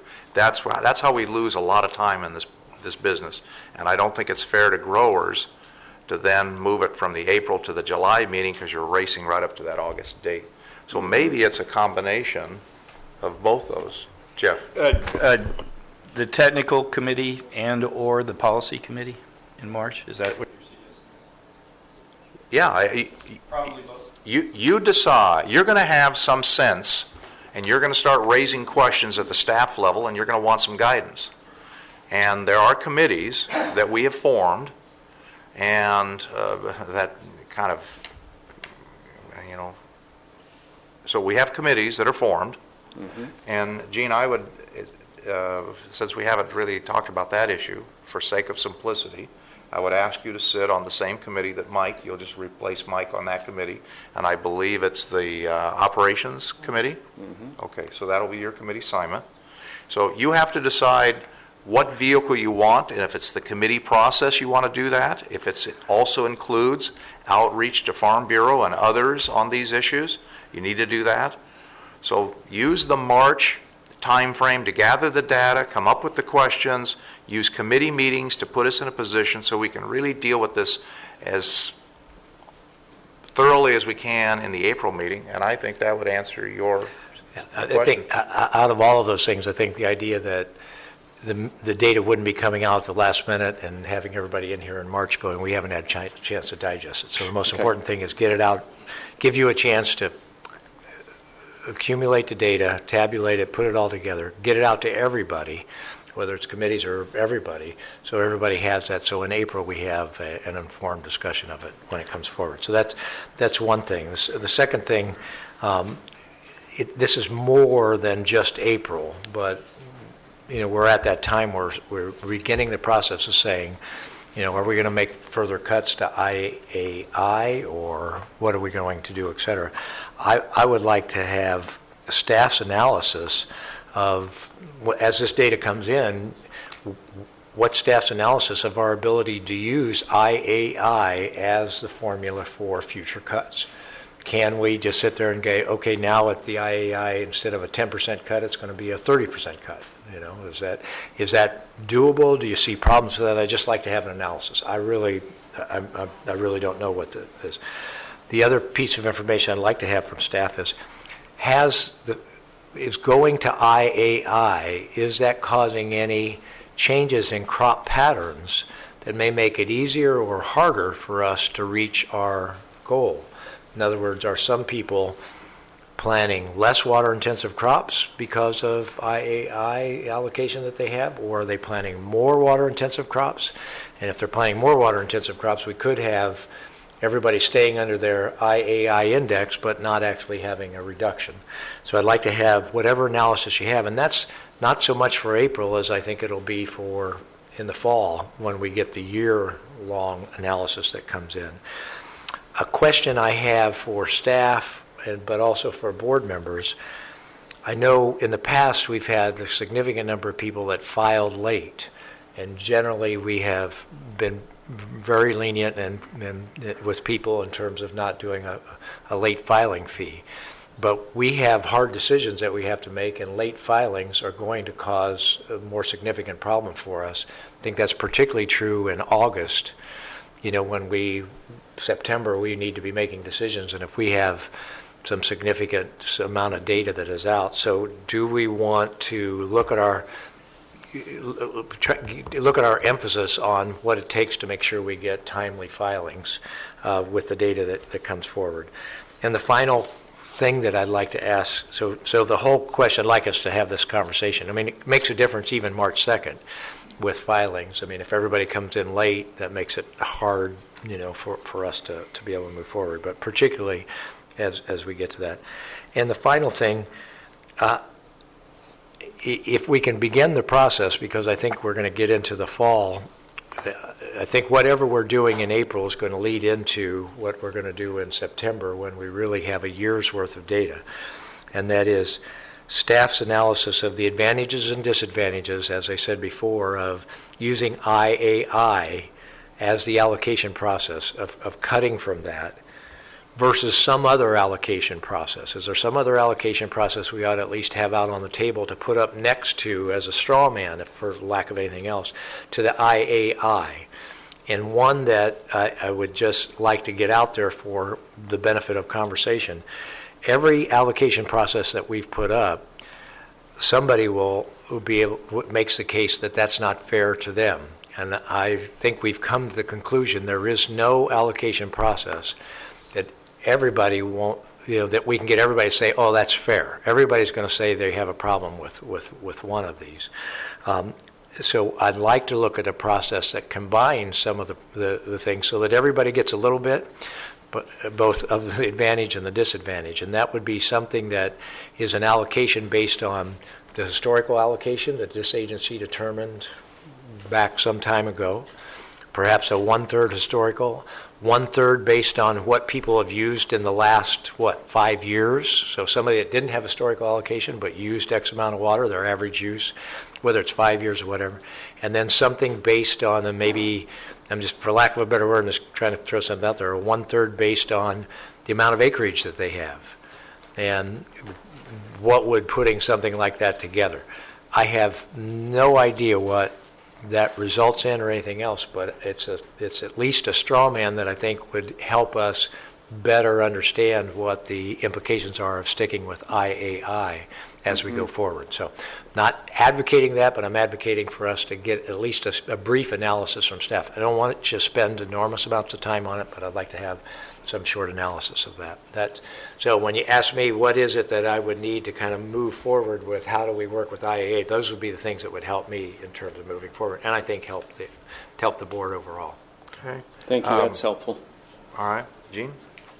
Yeah, Rick, you mentioned earlier that the baseline crop efficiency numbers that form part of the basis of the IAI may require adjustment based upon for the different crops.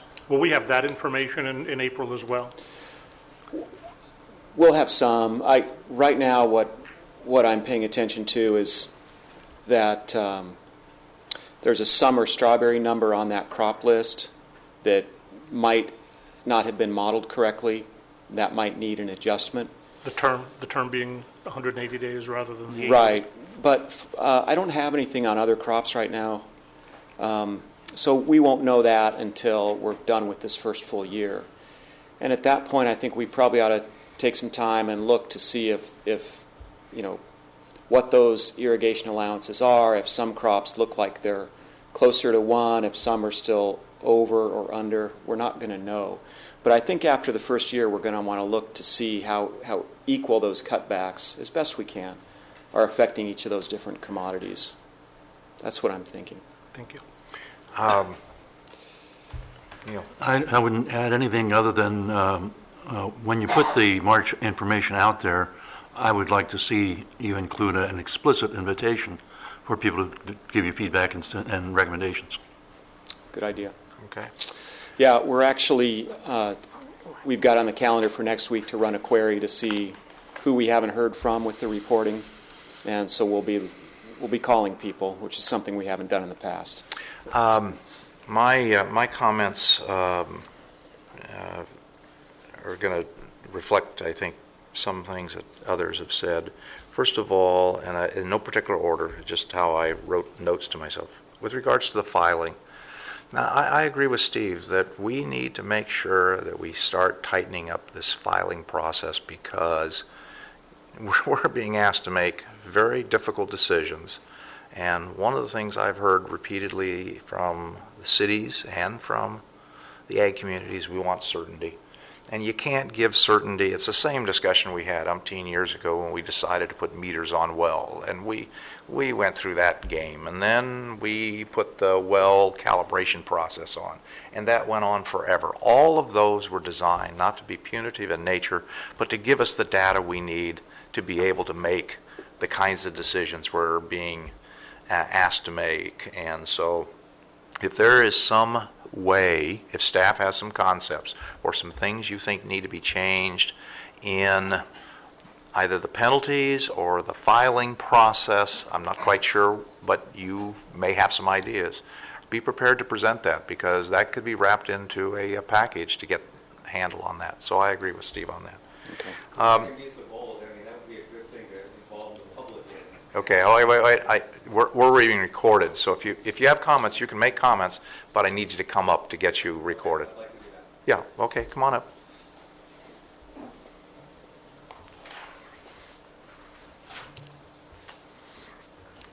So thank you for the time. I'm Tom Cogswell. I'm just a little guy. I raise kids, and yeah, you have to, as part of the process. What city are you from or location? Somas. Okay. Thank you. And one of the challenges is when I get these type of letters that they say, hey, we're going to penalize you, we're going to penalize you, we're going to penalize you. And then when you look at the back of this thing, if you guys have read it, there's nothing about raising kids. It's all about crops, right? And if you've got kids and you've got a small ranch and you're doing a little bit of everything and you're thinking about putting businesses in, like, maybe I'm going to grow some strawberries. I can't even consider that because I can't understand this stuff. And you send emails in, you do phone calls, you do all this stuff, and what you get back is letters, certified letters saying you're going to get more penalties, more punitive type stuff. And I think there's a very simple way to make this stuff work. And one of them was, you were talking about the type of activity-based agriculture. Well, that's something that really needs to be thought through, because it's really the activities that we want to promote. We want to promote the healthy activities. We don't want to really care about the allocations. What we want to do is make sure people are doing the right things. And if we really want to do reporting on this stuff, we got to make it simple. Very, very simple. And this stuff is not complex. I work for Boeing. I handle engineers all the time. All the presentations in my first meeting, and I'm going to tell you what, you guys are over-engineering this thing. This isn't an aircraft. This is just water. And we can deal with reporting, and we can deal with a lot of these issues if we kind of, I like the idea of focusing on crops and activities, but it's got to be more activity-based, based on science on the activities rather than trying to do it through old-fashioned reporting, right? The way we're doing it right now is just silly. I mean, we get countless emails, countless documents, and it's a bunch of legalese that nobody has time to really figure out. And I've dealt with a lot of people in my region, in the area, and they all complain about the same thing. So I think we got to reconsider. One thing to do, get rid of that website. So that thing's worse than Obamacare's website. That thing's just, I don't know what the budget is for that thing. I work in IT. I work for systems engineering. I know how to build this stuff. I could help you guys do that. But it's just really, we're making this much harder than it needs to be. Right now, we've got this ordinance, right, that you're talking about. And right now, I have no idea. My allocation is 2 acre-feet. My usage is 0.122 because I have to round it to a third decimal, right? I don't know what I'm reducing to. Am I reducing 25% of my allocation? Am I reducing 25% of 1.22? So that's kind of my point. It shouldn't be that hard. This is not that simple. This is not that hard.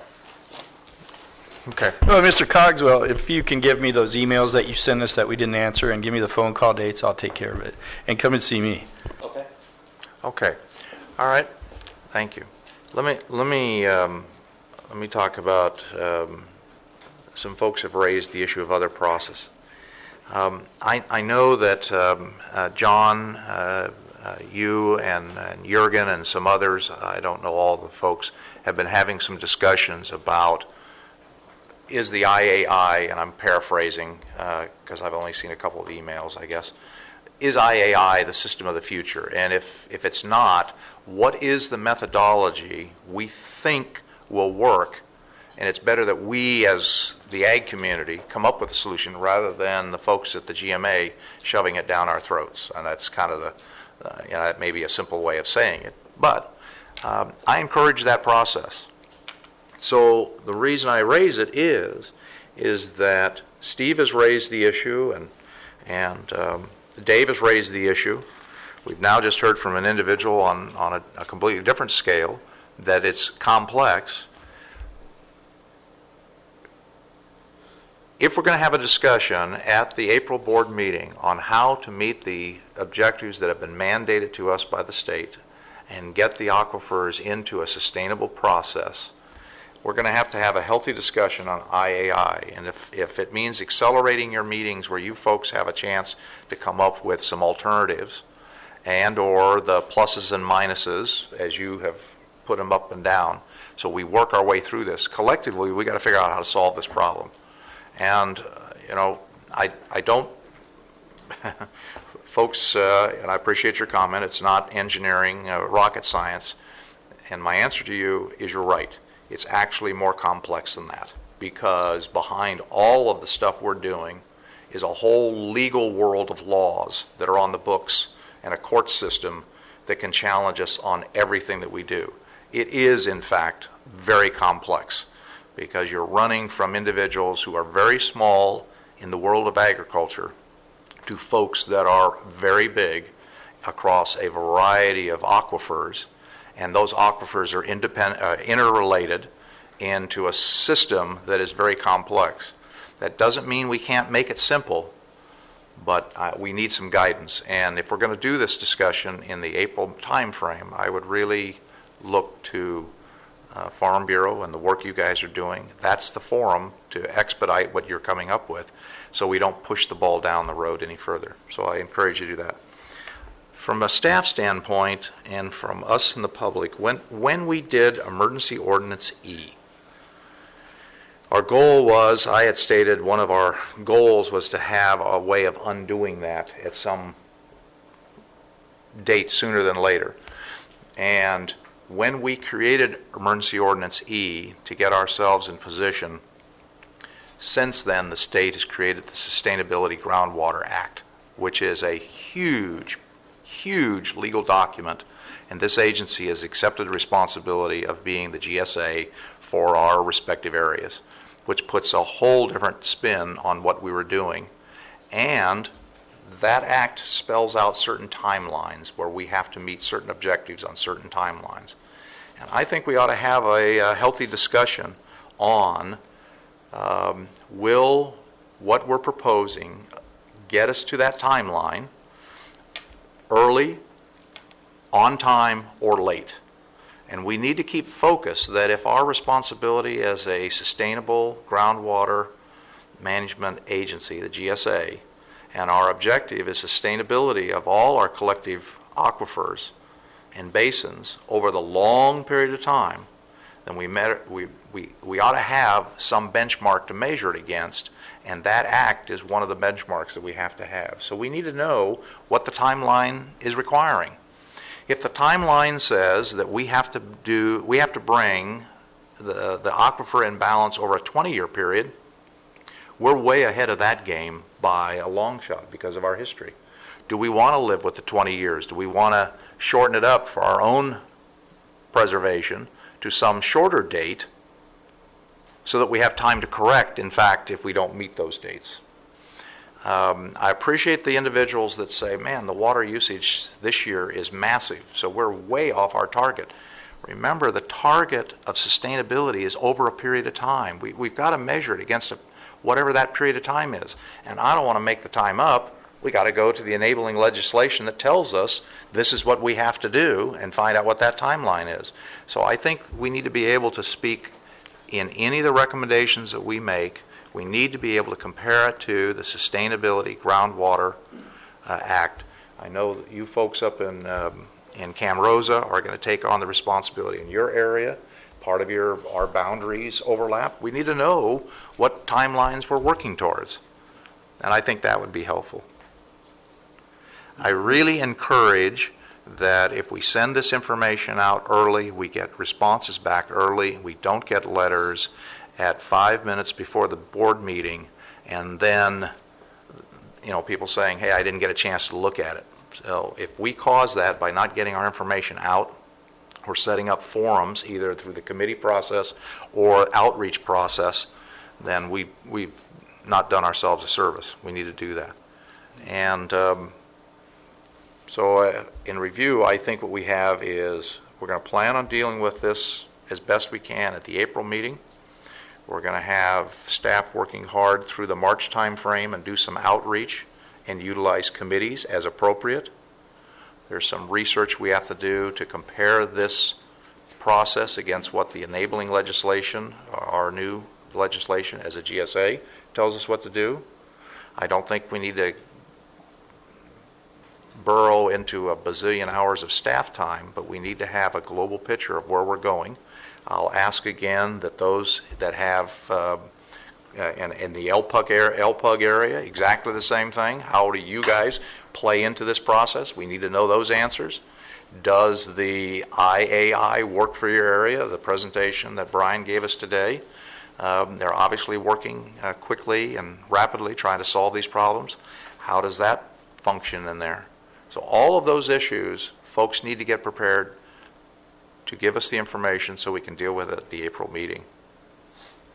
Chair, if I might coalesce this a little bit, it seems to me, and Director Bennett sort of indicated, if we had an informational item in March based on staff's understanding of for example, the data, water levels, extraction amounts, the data, present the data, then stakeholders have the opportunity up until the April meeting to meet, to discuss the data, to discuss IAI, all of those things, so that when we have the April meeting, people are prepared. Okay.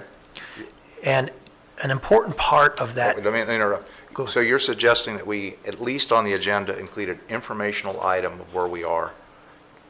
Let staff have this time up until March to coalesce that information and present it in a way that everyone can now, look at it and discuss it.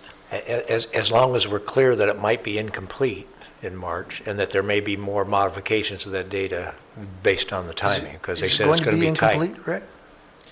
March is the deadline for the extraction reporting, and so... March what? March 2nd.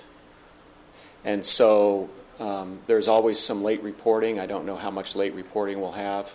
So there's a chance that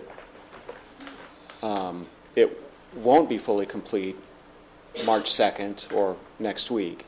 As a matter of fact, it probably won't be, and so we'll be calling people, we'll be scrambling to get all of the March. Can I interrupt, Rick? As I understood it, Director Borchard, you were talking sort of a state of the basin thing, water levels, that sort of water quality, that sort of information we could have.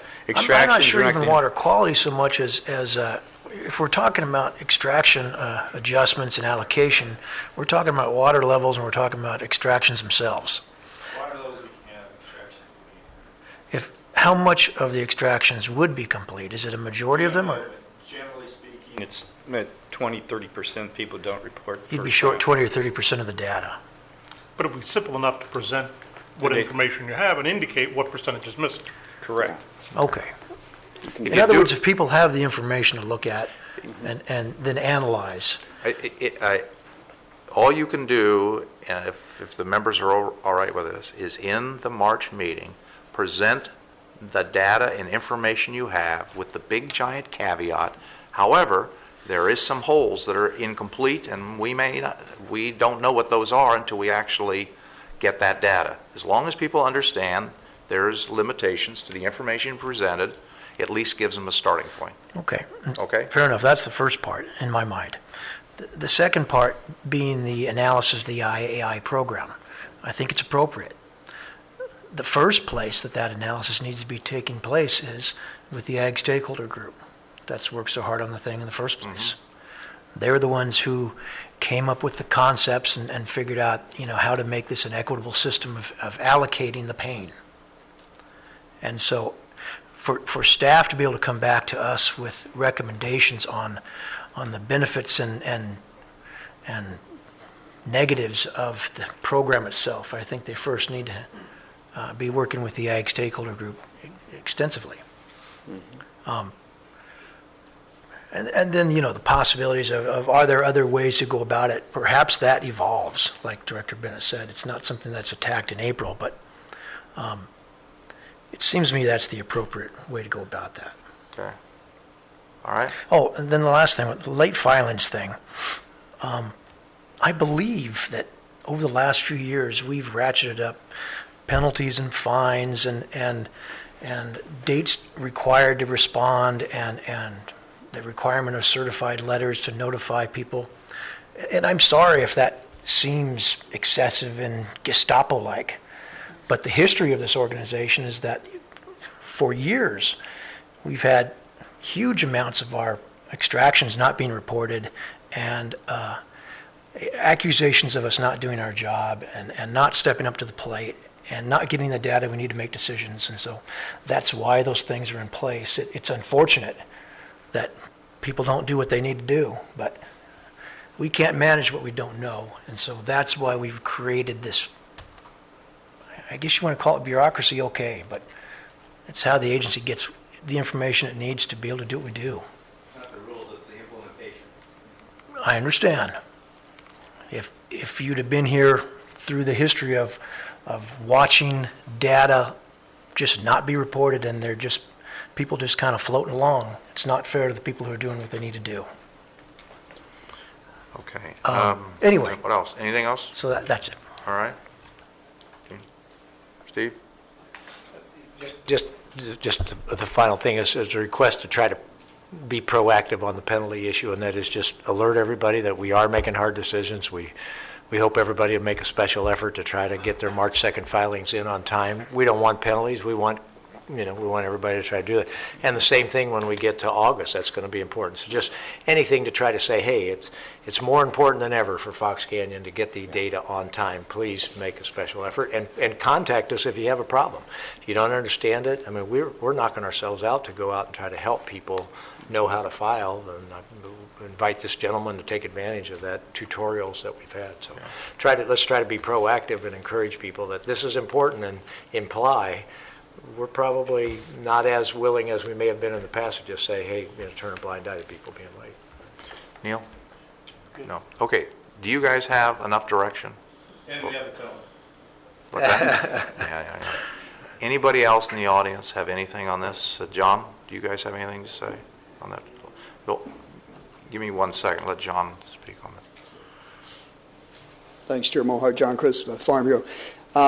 We're committed to continuing to provide the stakeholder input that's required to make this process work. I would just remind you from our sort of 35,000-foot perspective, anything that's being done right now has to be looked at in the context of what your real work is over the next couple of years, and that's developing a groundwater sustainability plan for these basins. And that's a far more global and comprehensive way of thinking about managing our water resources. It's not, the IAI is all about demand management. We need to also think about supply augmentation and all those other things. So, we've got a short-term challenge here to try to figure out what to do in the emergency situation we find ourselves in, but it has to plug in to the degree that it's possible for us to make it do so into this longer-term, big picture, the real work of the GMA going forward. So, we're committed to being part of that process too. Okay. All right. Good. All right. Yes, sir. Good afternoon, Chairman Mohart and directors. My name is Neil McGuire. I'm a member of LPUG. And just in light of the comments that we heard from the board with regard to where we're headed, not just next month, the next couple of months, but over the next year and beyond that, LPUG has obviously been working very hard on coming up with solutions there, whether it is an allocation system. We've been working on that process, and I'm actually a member of the subcommittee of LPUG that is looking at various allocation schemes that may or may not be similar to the existing IAI system. We also are looking at various things like new water supplies, et cetera, that Brian has mentioned. And in light of that, I just wanted to mention that, I mean, LPUG is working through this process. And so as the board is considering its planning process that it's been considering over the last few months that we've been commenting on, as well as the Farm Bureau mentioned, what needs to be done under the new state legislation, I think it's helpful to keep in mind those objectives. In particular, one of those objectives is likely a groundwater sustainability plan for each basin within the GMA's jurisdiction. And in light of that, I think given the direction to staff to start coming back with some data in March and April, I think it would be helpful for us to be able to look at basin-specific information. I mean, obviously, Emergency Ordinance E is based off of a sort of a one bathtub approach, and that's what's in place at this time. I think given Director Bennett, your comments, and Chairman Mulhart about where we are headed, that may or may not be the case. And so just because what's going to be done in March and April is likely going to be a platform for what's done in March and September and beyond that, I think it would be helpful for us to start having that information probably sooner rather than later. So, okay. Thank you very much. Thank you. Anybody else?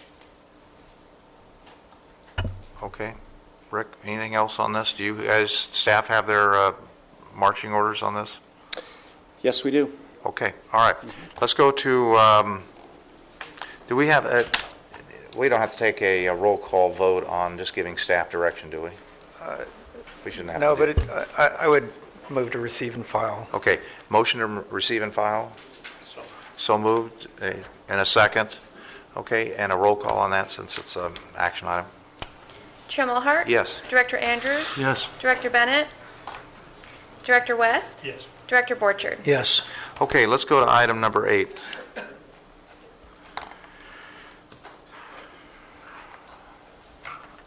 This is another one.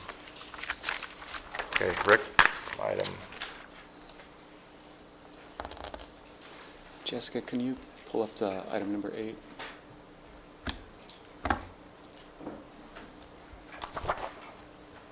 Okay. Looks like it's going. Good afternoon, Chair Mulhart and directors. For the record, my name is Rick Virgutz. I'll be presenting item number 8 today. It's the proposed irrigation allowance values for, proposed irrigation allowance values for agricultural lands that grew irrigated crops in the 12 months prior to August 1st, 2014, but have subsequently been fallowed or are growing a non-irrigated crop. So, as you know, Emergency Ordinance E allows the inclusion of fallow or non-irrigated land to develop an irrigation allowance. At the highest level, obtaining that adjusted allowance for a particular area requires that they were irrigated in the 12 months prior to August 1st, 2014, and are now fallowed or growing a non-irrigated crop. That's sort of the high-level entry into this process. Exactly how to obtain that wasn't made clear in April, but the concept was pretty clear. If a grower determined an allowance was not sufficient, say for 100 acres, the grower could use that 100-acre allowance on fewer acres, but it required the other acres not be irrigated. So essentially it was the same water can be used on fewer acres as long as some acres go unirrigated. In that realm, the grower could avoid incurring a surcharge, and relative to paying the surcharge, a water savings existed. So this is an option. It's an option for a grower. They don't have to use it. If the allowance isn't sufficient for the particular grower, the other option would be to pay the surcharge for that water if they chose to apply it. So staff has worked with the growers group to develop an application form and calculation steps to apply for that. We presented that to your board in October. Your board asked that the application form be clarified. That was done. The application form, it's in your board package, and it essentially guides the grower through a series of questions. And there are conditions that weren't explicitly set up in the emergency ordinance. One of them is that we felt it was important to minimize people applying for this allocation for sort of routine downtime with irrigation. It requires areas not be irrigated for at least 90 days. It doesn't allow for the allowance to be used on land that isn't farmable. So if land was converted to a machine shed or something like that, that land couldn't be included. It requires maps and documentation, kind of like the existing irrigation allowance program, and the application is subject to review and approval. And by the way, it's not credits, it's not transferable, it's effective only for the current crop year. So following the October meeting, we made the clarifications and began to look more into specifics. As we looked at it more, we determined additional complexities existed, primarily having to do with how to determine the exact allowance, whether or not it could effectively be based on past crops, current crops, future crops, something else. The desire was to make it more simple. Your board letter has a discussion of it. Page 2 of 4, it has 3 items, A, B, and C. Option C was the preferred method. A and B were, we believe, would just be too complex and cumbersome. C was preferred as the best approach. It's a simplifying approach. It removes the specific requirement to identify past, current, future crops, and it sets a single monthly allocation value set at the nursery greenhouse level. And that's also keyed to the zone and year type, like the other water allowances. So under that approach, the allowance under option C might be lower or higher or the same as other crop monthly allowances. And I'm going to show you some slides briefly that describe that. But the current proposed non-irrigated land allowance is lower than the monthly allowance for 9 seasonal crops.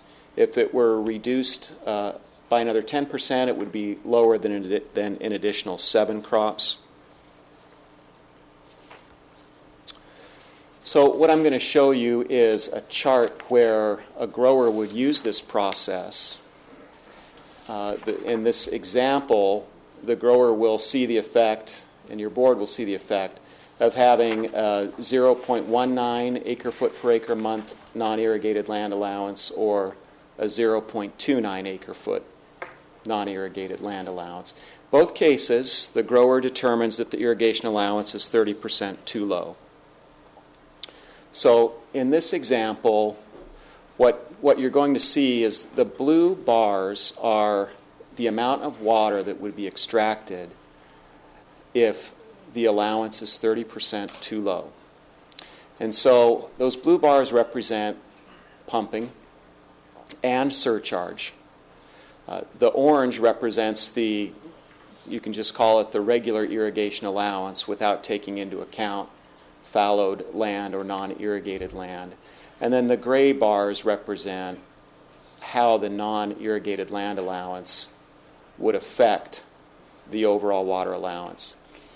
Just looking at it visually, you can see in all cases the surcharge pumping is greater than the other 2 options.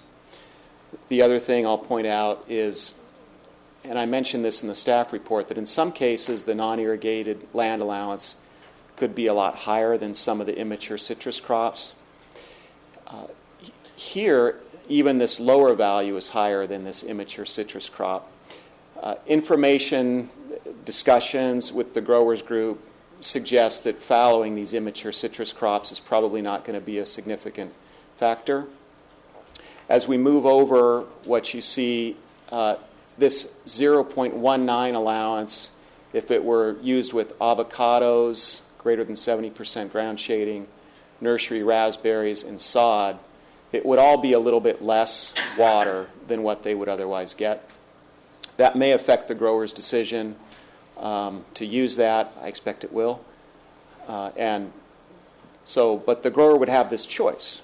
This amount of water or to pay the surcharge and pump more. If that number goes up to 0.29, the numbers shift around a little bit. For the immature avocado, it's still higher, but it's a little bit higher. For the avocados, it's just slightly higher. For the nursery non-greenhouse, it's almost the same. Raspberries, it's almost the same. It's slightly higher for sod. And in all these cases, again, the amount of water with this higher allowance than the previous one is less than the surcharge. And that would represent lower extractions relative to the surcharge. So that's all I'm going to say about that. The staff report also talks about an agency-wide cap and another issue that I wanted to get your direction on. We have a cap on water application per irrigated acres. That was developed over a period of time, recently approved by your board with an ordinance code update. We determined that certain crops under the irrigation allowance program, mainly seasonal crops, could have sort of an open-ended allocation, and so an agency-wide cap was put into place. That cap is set at the nursery greenhouse value, but it's possible that through using this non-irrigated land allowance that the water application per irrigated acres could exceed the cap. And I'll show you a brief example of that.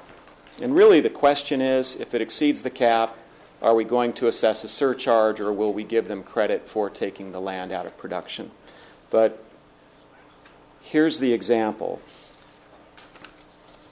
So there's a nursery greenhouse crop, zone 1, Oxnard dry period, has an allowance of 3.5 acre-feet per acre. For the purposes of this example, I picked that crop because it's already at the cap. The cap is also 3.5 acre-feet per acre, so it's easy to make this one go over the cap with this process. Grower intends to irrigate 100 acres. The allowance is 3.5 acre-feet per acre. 350 acre-feet is the allowance, but the grower determines that 350 acre-feet isn't going to be sufficient. The irrigation allowance for this grower is too low. So using the adjustment process, and these are round numbers here, he would fallow 15 acres, still use the 350 acre-feet, but apply it on 85 irrigated acres instead of 100 irrigated acres. So the overall water application is within the allowance, but it's on a smaller number of acres, and when that grower looks at whether or not the cap on irrigated acres is exceeded, he would calculate that it was at 4.1 acre-feet per acre. So here's a case where we have something in the ordinance that may be cross-purposes with this process that we're talking about today. The point is, through use of the non-irrigated land allowance, the cap could be exceeded on irrigated acres in some cases. I don't know if that was I don't know if it's the agency's intent to assess surcharges in that case. I didn't think it is, and so following that, I suggest that in cases like this, the well operator be allowed to include the non-irrigated acres as irrigated acres. That would then calc out, and the cap wouldn't be exceeded. Any questions on that? Okay. Okay, let's talk about that for a second. Dave. This is a classic situation of how the simple, seemingly simple, turns very complex. And it's the problem we've got. The simple concept was that if a farmer is supposed to stay in his new adjusted allocation, doing the right thing for the aquifer, using less water, but he knows he can't irrigate the entire acreage, then he can only plant a part of it and use that same allocation. And now by using the strict wording of the ordinances and things we've come up with, he's violating another section. It sounds like government going round and round, chasing our tails. And is that situation only on nursery crops? It could happen on other crops, but if it did, it would be the crops with some of those higher allowances, I think, the 3+ acre-feet. I mean, clearly the intent here was to encourage people not to go out of the business and have whole swaths of acreage be fallow For example, if you're a berry grower and you know you can't grow, 100 acres of berries with the allocation you're given, you can at least grow part of the acreage and not lose the lease and stay in business. I think that was the intention of the program. So,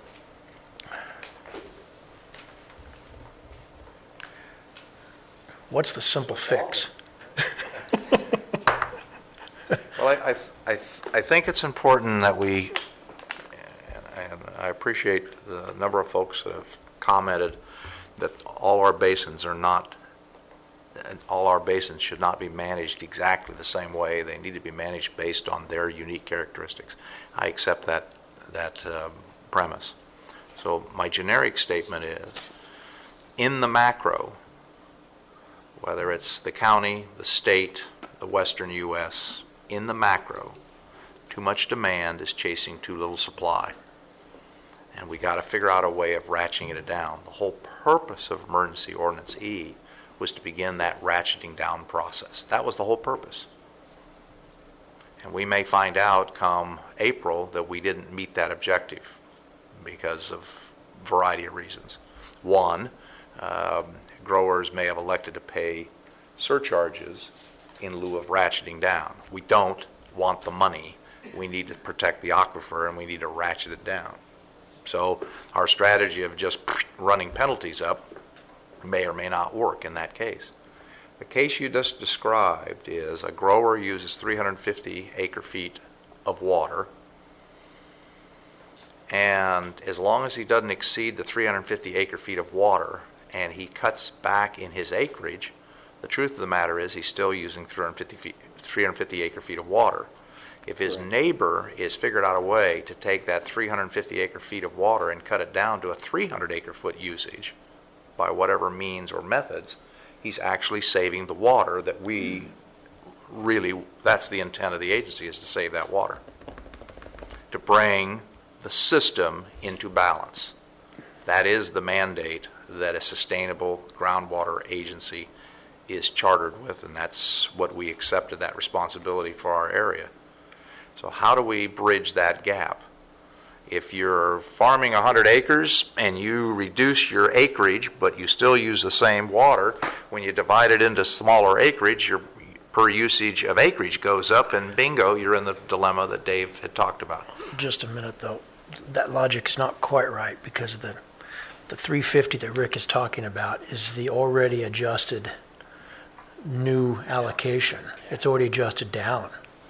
It's not that he's still using the same 350 that he had before. He's realized that he doesn't have enough allocation to plant his entire acreage. That's the reason for the fouling. So he is using less water than he was before. He's just figuring out a way to stay in business by farming less acres.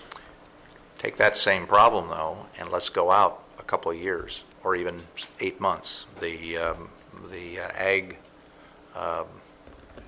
Committee, or the Ag Working Group, whatever, I don't know if they even have an official title, but anyway, the stakeholder group, there we go, the Ag Stakeholder. John, you haven't given me an official title yet. Jurgen's writing it down as we speak right now. I can see it. The steam coming off his head is just amazing. And I got Paul in the back with his hat on. If he took his hat off, the steam off his head would come unglued. And I'll hear about that one too. But anyway, if we wind up realizing that the IAI system doesn't get us where we want to get to, and that is to reduce pumping going forward, that 350 actually may have to come down again, and you have the problem continuing, right? So it may not be today that he has not saved water, but we've built into a penalty system that is a catch-22. So I don't know how we get, the only way you can get around it, well, let's back up. The only way you can get around it is if he gets an IAI based on the 100 acres, and he farms whatever he wants to farm on whatever he grows, but doesn't exceed the 350 acre feet. And if he decides, I want to use 10 acre feet on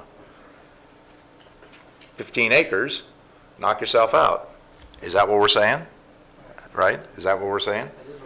And so now the question is, if we say that to a farmer across the street or to an entity across the street or to a city across the street that says, hey, we've done real cutbacks to you folks in the municipal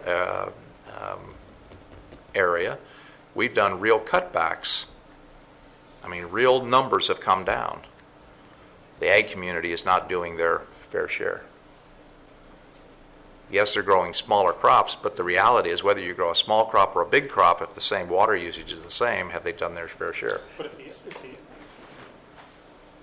if the IAI is predicated on a balanced aquifer, if that's what that number is that the discount or whatever is factored to be, it shouldn't really matter whether that particular user uses that allocation on 15 acres or 150 acres. And your premise to your first statement is absolutely correct. If IAI was based on what the aquifer could sustain, then your logic is correct. We didn't base IAI on that number per se. That's what we're waiting to see. Well, that's what Well, we're that's what we're waiting waiting to see. Right.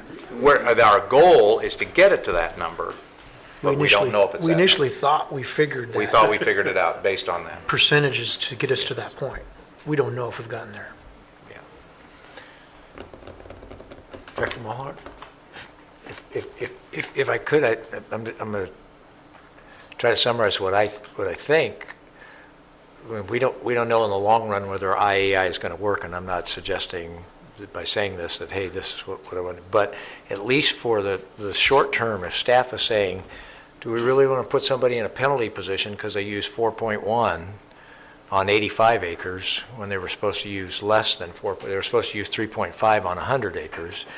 I think, and correct me if, I'd really like to hear what you guys think, but if somebody last year irrigated that 100 acres with this particular crop that qualifies, and we cut the IAI down from whatever it was, and we have cut it by a certain percentage, right? 10%, we cut the IAI down, and that gives them now 3.5, when maybe before they were going to be 3.8 or whatever, right?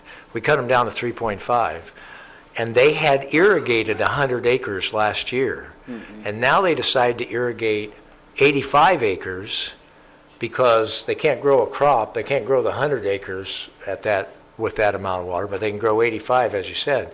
They're actually decreasing their water use from maybe 3.8 before down to 3.5, and they're doing it on just 85 acres.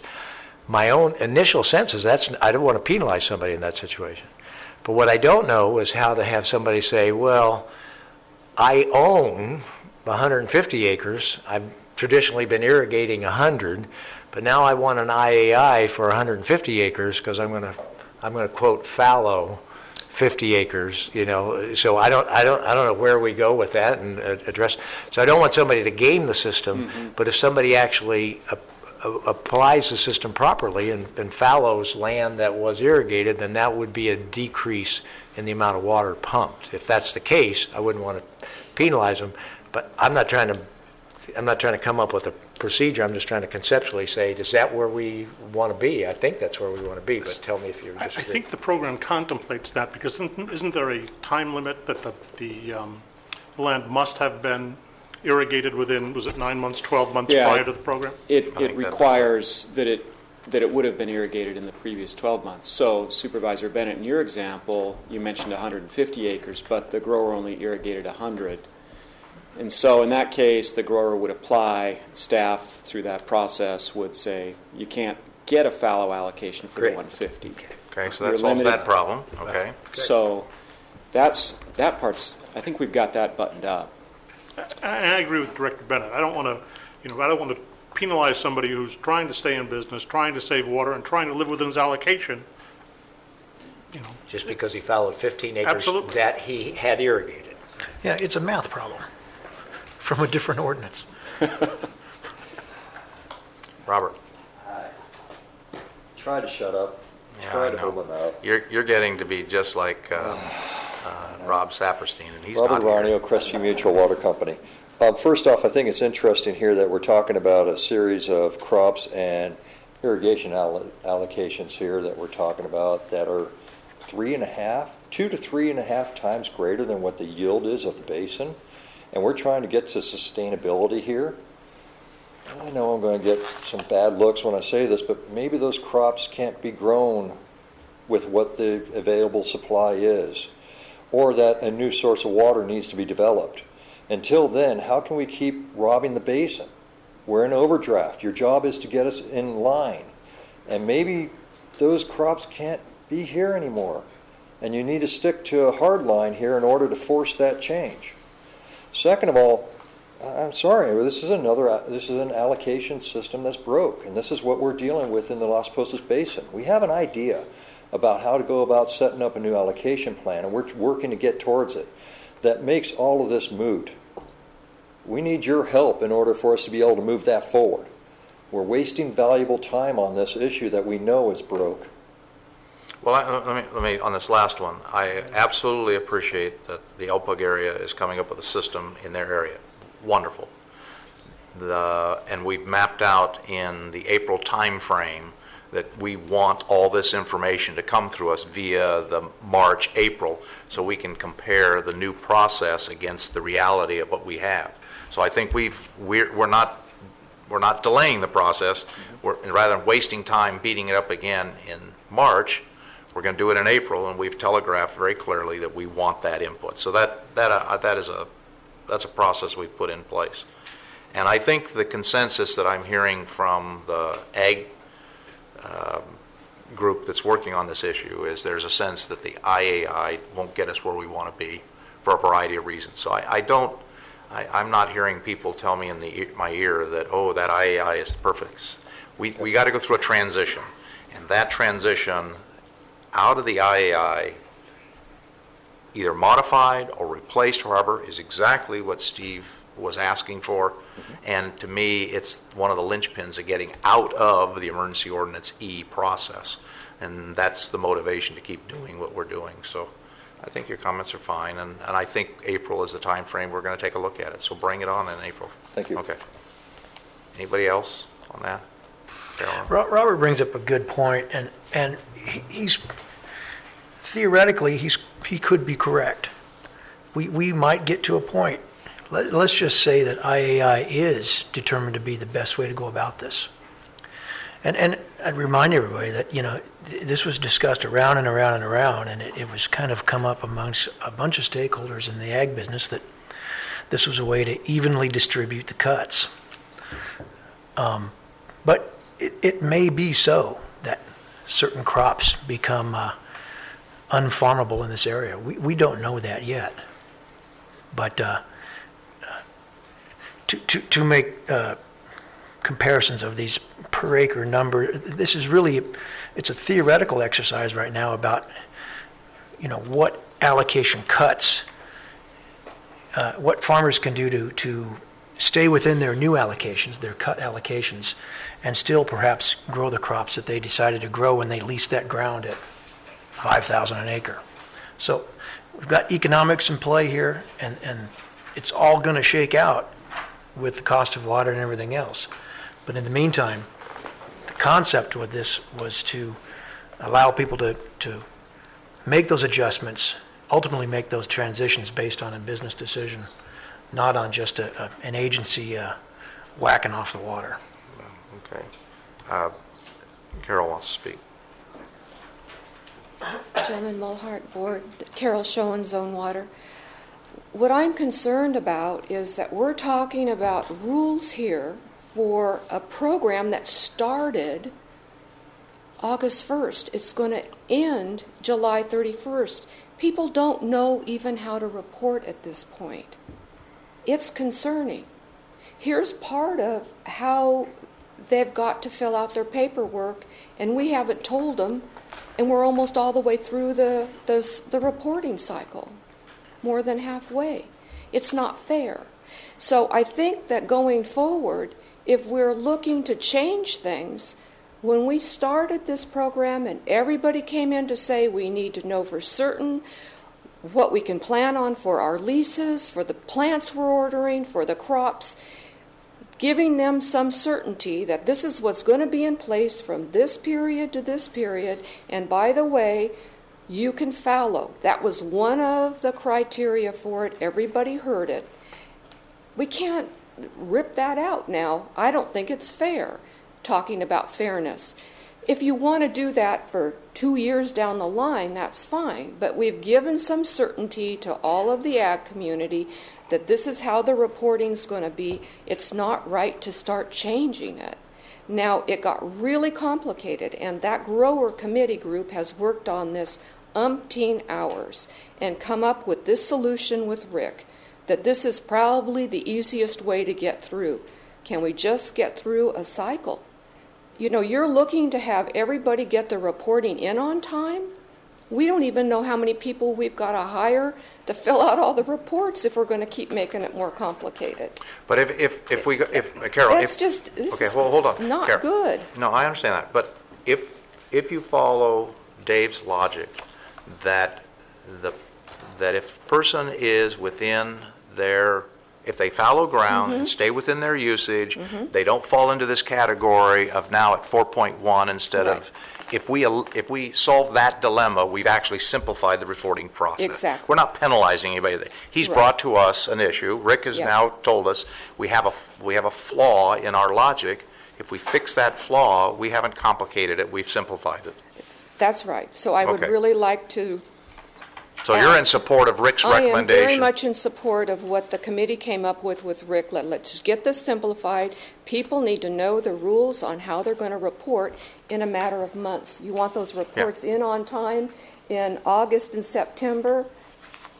You can't, we've just got to understand what we're doing. Okay. That's my point. When you're talking about the rules, you're talking about the rules regarding this fallow land thing. Fallow land, how mutuals are going to report. There's all of this stuff that's still floating around out there, and we're thinking, we don't have it resolved yet. Okay. That's what I mean. Okay. But the bottom line, Carol, the bottom line is you support staff's recommendation because of the work that the ag community has done. Exactly. We have to solve this one other issue that was just raised about this fallow issue. Yeah, let's solve it. Okay.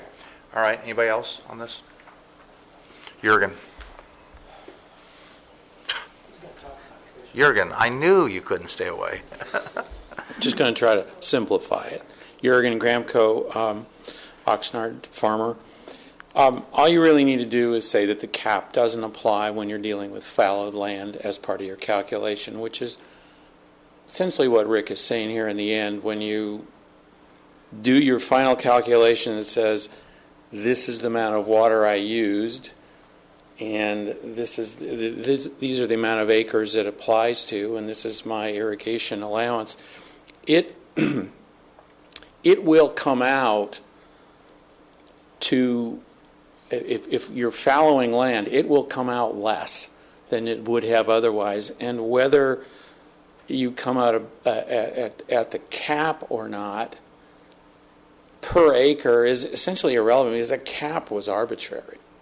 So, I mean, I think it's fine. Just don't apply the cap when fallowed land is in the calculation. A couple other points that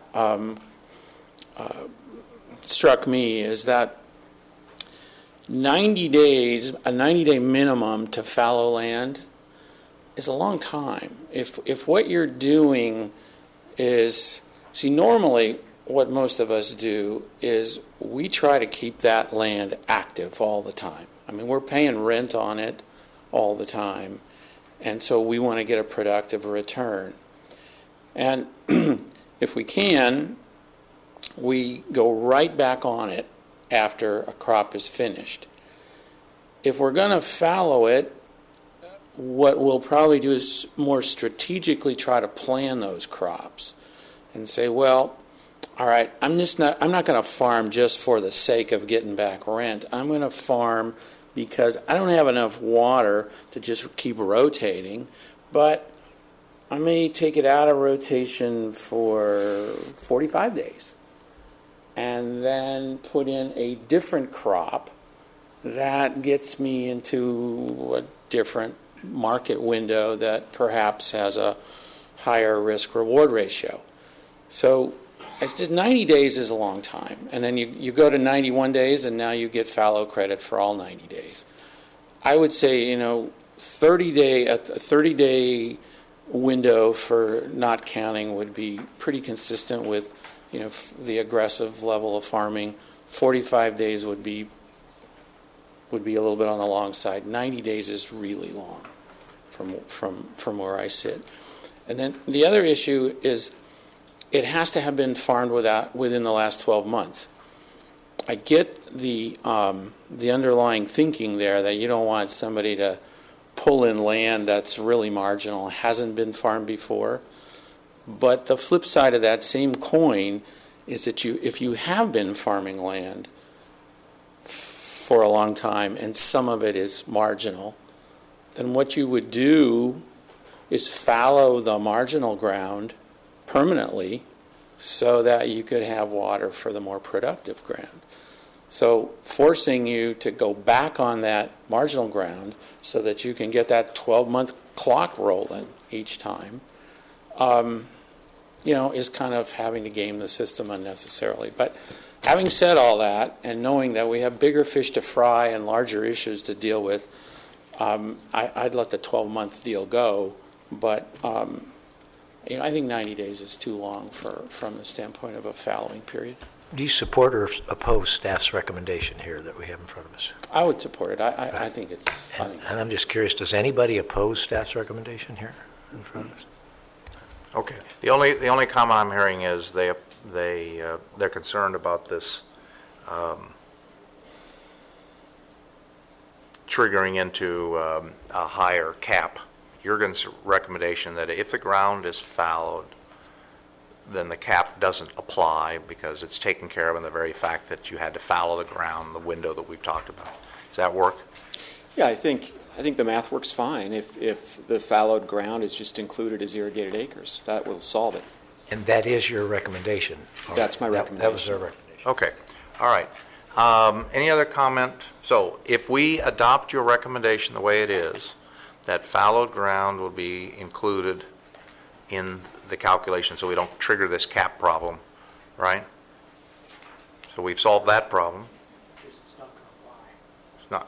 Cap's not going to apply. They're not going to apply, yes. Okay, any other discussion? Do we have a motion? I move to adopt staff's recommendation. Second. Okay, we have a motion, a second. Any other discussion? Roll call. Chair Mulhart? Yes. Director Andrews? Yes. Director Bennett? Yes. Director West? Yes. Director Borchert? Yes. Okay, we have an executive report. Can I have a motion to receive and file? So moved. A motion and a second? Second. And a motion and a second. Any objections? Okay, so ordered. All right, meeting is adjourned till the March 25th meeting.